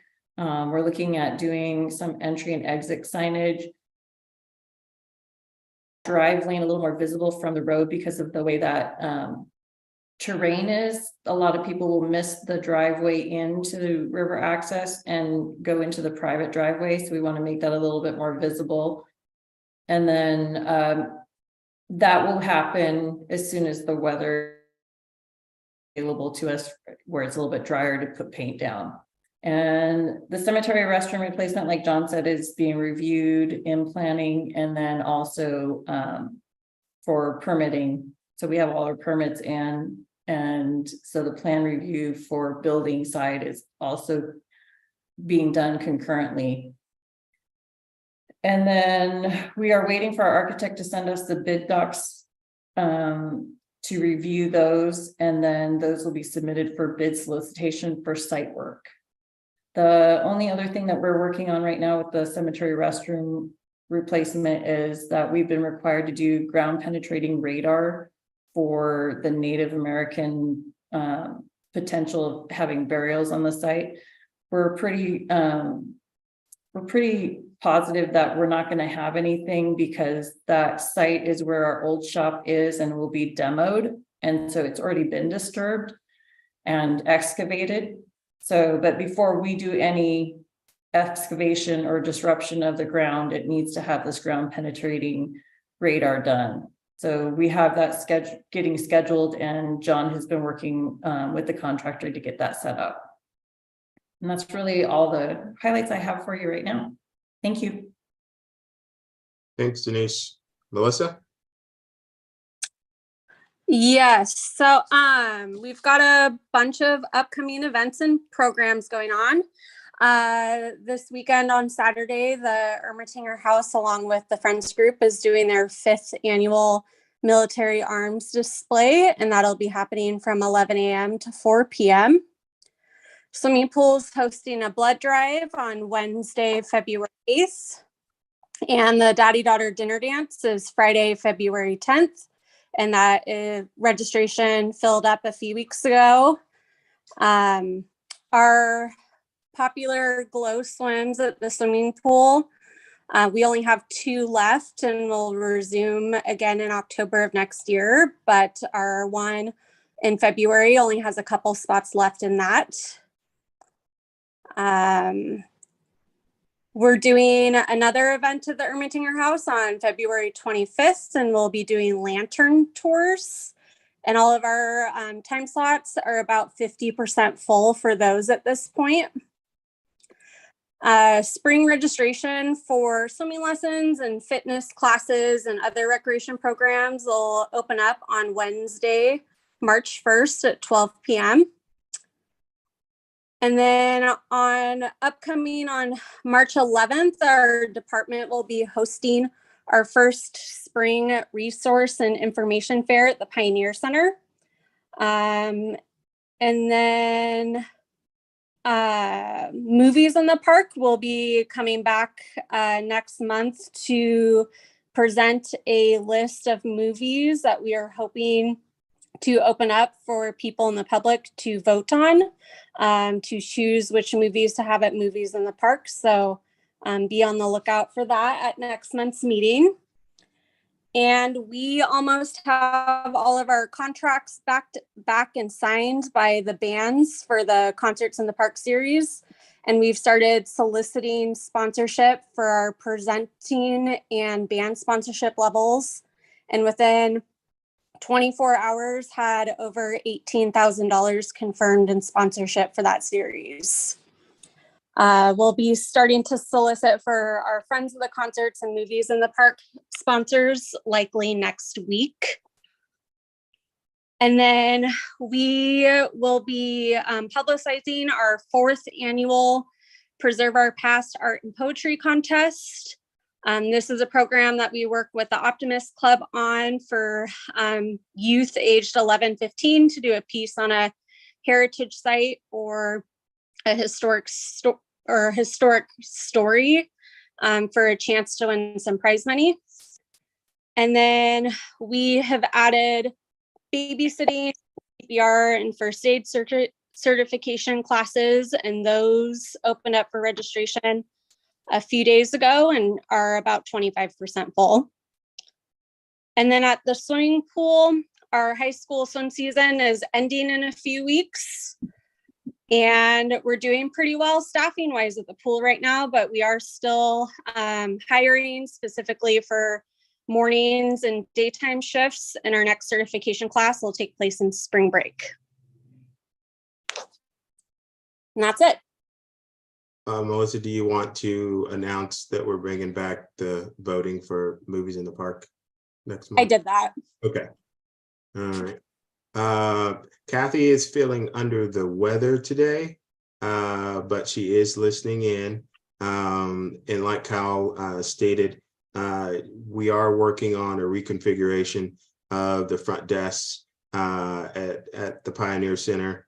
We're working on the recruitment for the social services coordinator position, and then we are working on planning for the recruitment of Kathy's position and working on the job description currently to get that position posted. And that ends our update.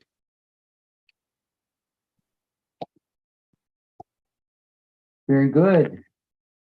Well, we have member reports next. Does anybody have a something that they want to report on from this month? So, Steve. Yeah, just a couple of things. A follow-up to a comment that I think John or Kendall made regarding them working with the construction crews down at Sportcraft to get that ramp all opened up. I was down there actually today, and they have cleaned that up.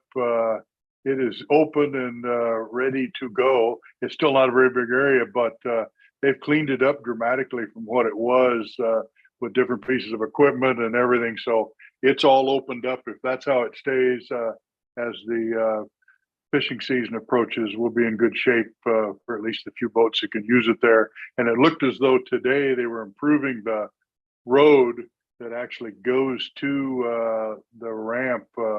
They were doing, looks like grading it and doing a bunch of other stuff. So I don't know what they're planning to do there, but that has been certainly cleaned up and is, for what it's worth, it's ready to go. The other thing I wanted to just comment on is having Tim, you and I attended the park master plan meeting.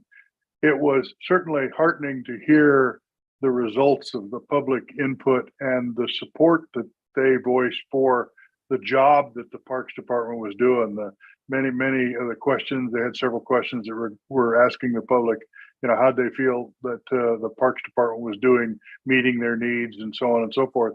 And we got some glowing responses, very good to good.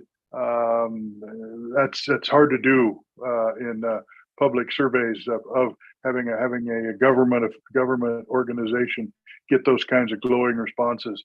I felt very good to be at least associated with the Parks Department and the kind of responses you get from public there. Now, as we all know, you can fall off the wagon really quickly, but at this point in time, I think we should all be proud of the fact that the Parks Department's getting good responses from the public.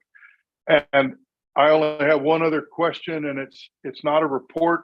And I've been here a little while, but I've forgotten when we get to ask questions about the future agenda items. Is that later, Mr. Chair? We want to do that after the members' reports, or how do we want to do that? I don't want to get in trouble. Well, officially, it's the very next item. And does anybody else have anything to talk about? Want to go ahead and bring anything up? I do have one thing, and I was reading Kathy's report and listening to John about all these volunteer opportunities. And my question is there a place where the general public could go ahead and look at one spot and say, aha, a volunteer opportunity, I'm free on that day? Is there some way, Kendall? Is there something? Is there a vehicle? Do you advertise in the Oregon City News about volunteer opportunities? There is a place on our website where we do list those volunteer opportunities. As a matter of fact, we are looking and moving through an actual redesign of our website and more information will be coming out about that. And one of the things that we were actually discussing is better utilizing our website to be able to share information with our volunteers, to provide easier access to know about those opportunities moving forward. So we are looking into ways that we can advertise for volunteers. A big thing too is the management of the volunteers. I know Kathy and John do a tremendous job, and Melissa as well with her friends group, managing volunteers and volunteer opportunities. But it takes a great deal of time to do that. And we are still advocating for additional support in regards to volunteer management. And we're still interested in pursuing opportunities to advocate for a position that could assist in regards to helping with the management of volunteers, because we really value our volunteers and we couldn't do what we do without our volunteers. So being able to raise awareness, being able to appreciate our volunteers, being able to get them connected is something that we want to do and continue to kind of build upon. Very good. We'll look forward to that person. It'll be a big job, that's for sure. Okay, now Steve, the moment you've been waiting for. Future agenda item. I'm gonna surprise Kendall, and I'm not even gonna mention the Sportcraft landing negotiations. I know he's gonna get back to me one of these days on that. But I do have a follow-up kind of associated with that. We have on our list there, it says Clackamas Park Master Plan. A question, Kendall, on how or when, I should probably know this, but I don't, but how or when do we revisit that to get some timing, so we know there's a number of different aspects, lots of different things, lots of different costs, lots of different money questions associated with that master plan. But when do we sit down and talk about what's the timing of these things, and when does it happen, or what's the progress of those things as we look at that list of items that came through the Clackamas Park Master Plan? Is there a set time for that, or when do we do that? So the master plan is still with our consultants. We're still working through getting that master plan through planning. And there's some general development plans that need to be done. And there's still some work that has to be done before we can get the actual plan adopted. After the plan is adopted, and the goal is obviously to have that plan adopted this biennium and to have that wrapped up, we're going to start then having some conversations about next steps. Because one of the things that we need to do is have some conversations around the phasing of what that project will look like.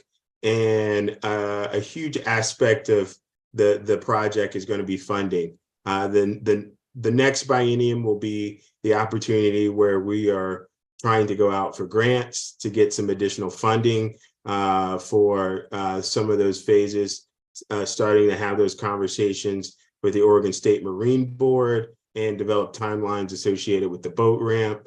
All of those things have to be done, and as soon as the plan is actually finalized and adopted, we'll be able to provide more information to PRAC and talk about next steps in regards to going out for funding, what the different phases are going to be, and how we go about getting there.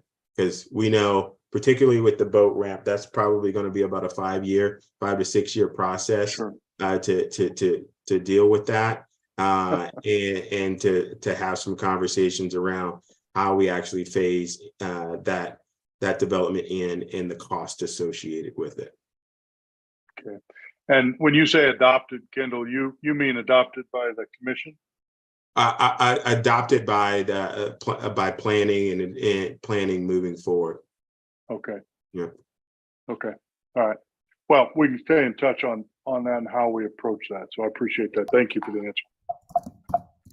That's all I had, Mr. Chair. Ken, you have a question?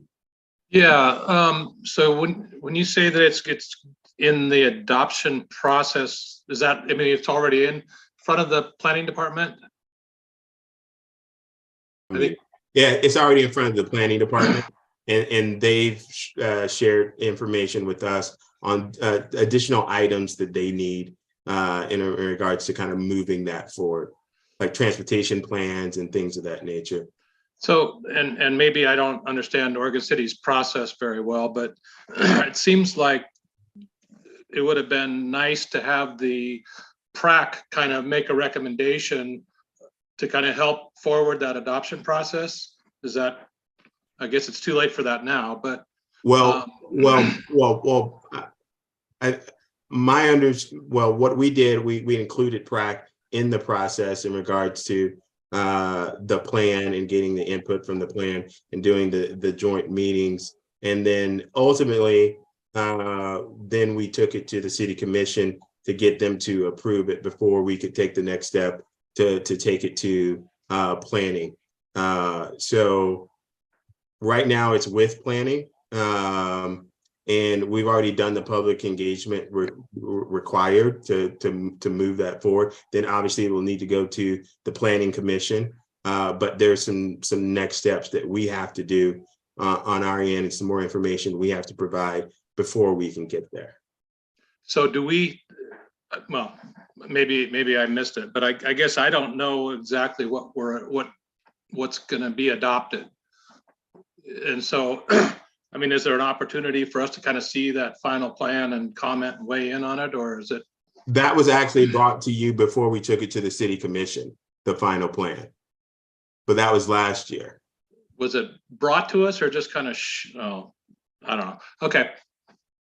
No, I agree with you, Ken. I think that at that time, Kendall, it sounded like there was a lot of open things that they were trying to finalize, like putting in a boat ramp, and if there was going to be a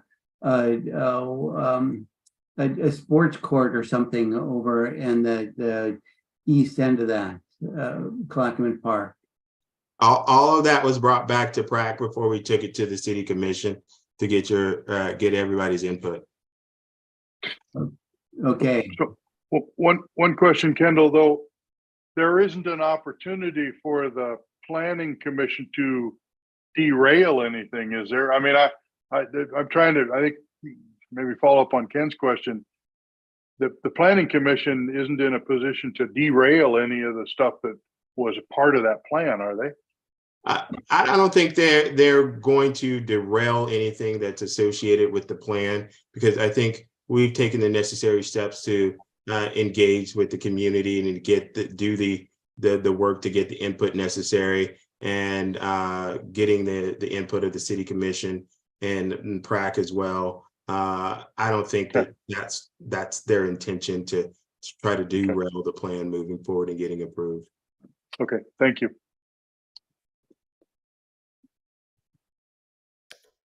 Okay. Oh, I'm sorry. One other future agenda item. I'm on the NRC as well, and we had discussed the Xerxes program, Bee City. Xerxes is an invertebrate conservation program that's international but based in Portland, and that we had discussed as a priority for the NRC moving forward. And I think just getting that on the list of future agenda items, not for any particular time, but just getting it on that list generally. Very good. Any other subject anybody wants to talk about in a future item? Ken? Well, I'd like to make sure that we revisit the properties that we just looked at tonight.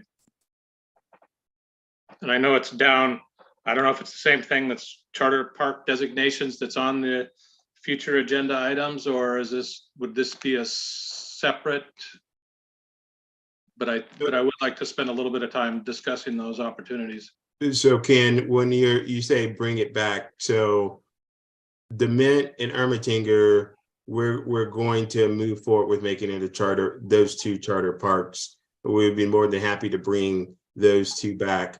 We know that there needs to be some additional information provided about the promenade, because there's a lot of different factors associated with that property.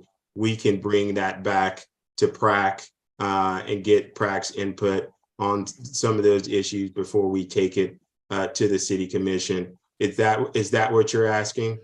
Well, I think, yes, and, but also just the Dement property and the Claremont Way property. I mean, I think we ought to kind of, I guess, brainstorm a little bit about some potential uses for that before the commission decides to make some sort of a decision about those. If we don't get to talk about it first, we might have missed some opportunities there. Yes, and there are no plans in regards to bringing those properties back to the city commission to decide on uses for those properties. The only two properties that we're moving forward on are the Dement and Ermatinger, and we'll have to have some additional conversations about McLaughlin Promenade. And so those two properties will, like Dement and Claremont, will need master plans and we'll need some additional discussion. So we would be happy to bring those back when we're ready, I would say, to tackle those in regards to development. We have to figure out what our priorities are going to be moving forward into the next biennium. And as right now, developing those two properties, it hasn't been designated that those will be the priorities moving forward for us in regards to the city commission. I think that at the Parks Master Plan presentation, dog parks were very high on interest over there. And it'd be interesting in how we can go ahead and put together or help work on the master plan to go ahead and develop the Claremont for a dog park. Joyce, you had a question. Yes, so I'm trying to figure out on the Dement property, has the city commission already determined that they are going to make that a charter park, or were they asking PrAC for us to make a recommendation to them because we're the advisory committee? Because we didn't vote on anything tonight. Right. They would, or have they already determined? They already determined that those two properties are going to be charter parks. So they did that before they even asked the advisory committee. Okay. Well, technically, the advisory committee was asked well in advance, and that information was shared at a later date before this committee in regards to the desires for Dement Park. But the city commissioners have decided that that's the direction we need to move in regards to Dement Park and Ermatinger House. So it's one of those situations where we have to move forward with those. Now, will Ermatinger House need another whole new master plan, in that all we're wanting to do is to separate the property tax lots so that it defines the areas. But is a master plan needed? And for Dement Park, if it continues just as a neighborhood pass through, walk your dog park, is a master plan going to be required because it's now a charter park? A master plan would still be required in regards to future development for Dement Park. But if we leave it as is. Yeah, if we decide not to do anything and just leave it like it is, but that's not the direction of the city commission. They're gonna, I'm assuming they're going to want us to move forward in regards to design and determining a use for that. In regards to priorities, I'm not sure if that's going to be top of their priority moving forward for the next biennium or not. Okay, thank you. Any other subjects for future items, discussion items? If not, I think that we've reached the end of this. Kendall, and tell me if you know otherwise. No. All right. That's it. And the next scheduled meeting is February 23rd, and we're going to meet in person. Yay! Okay.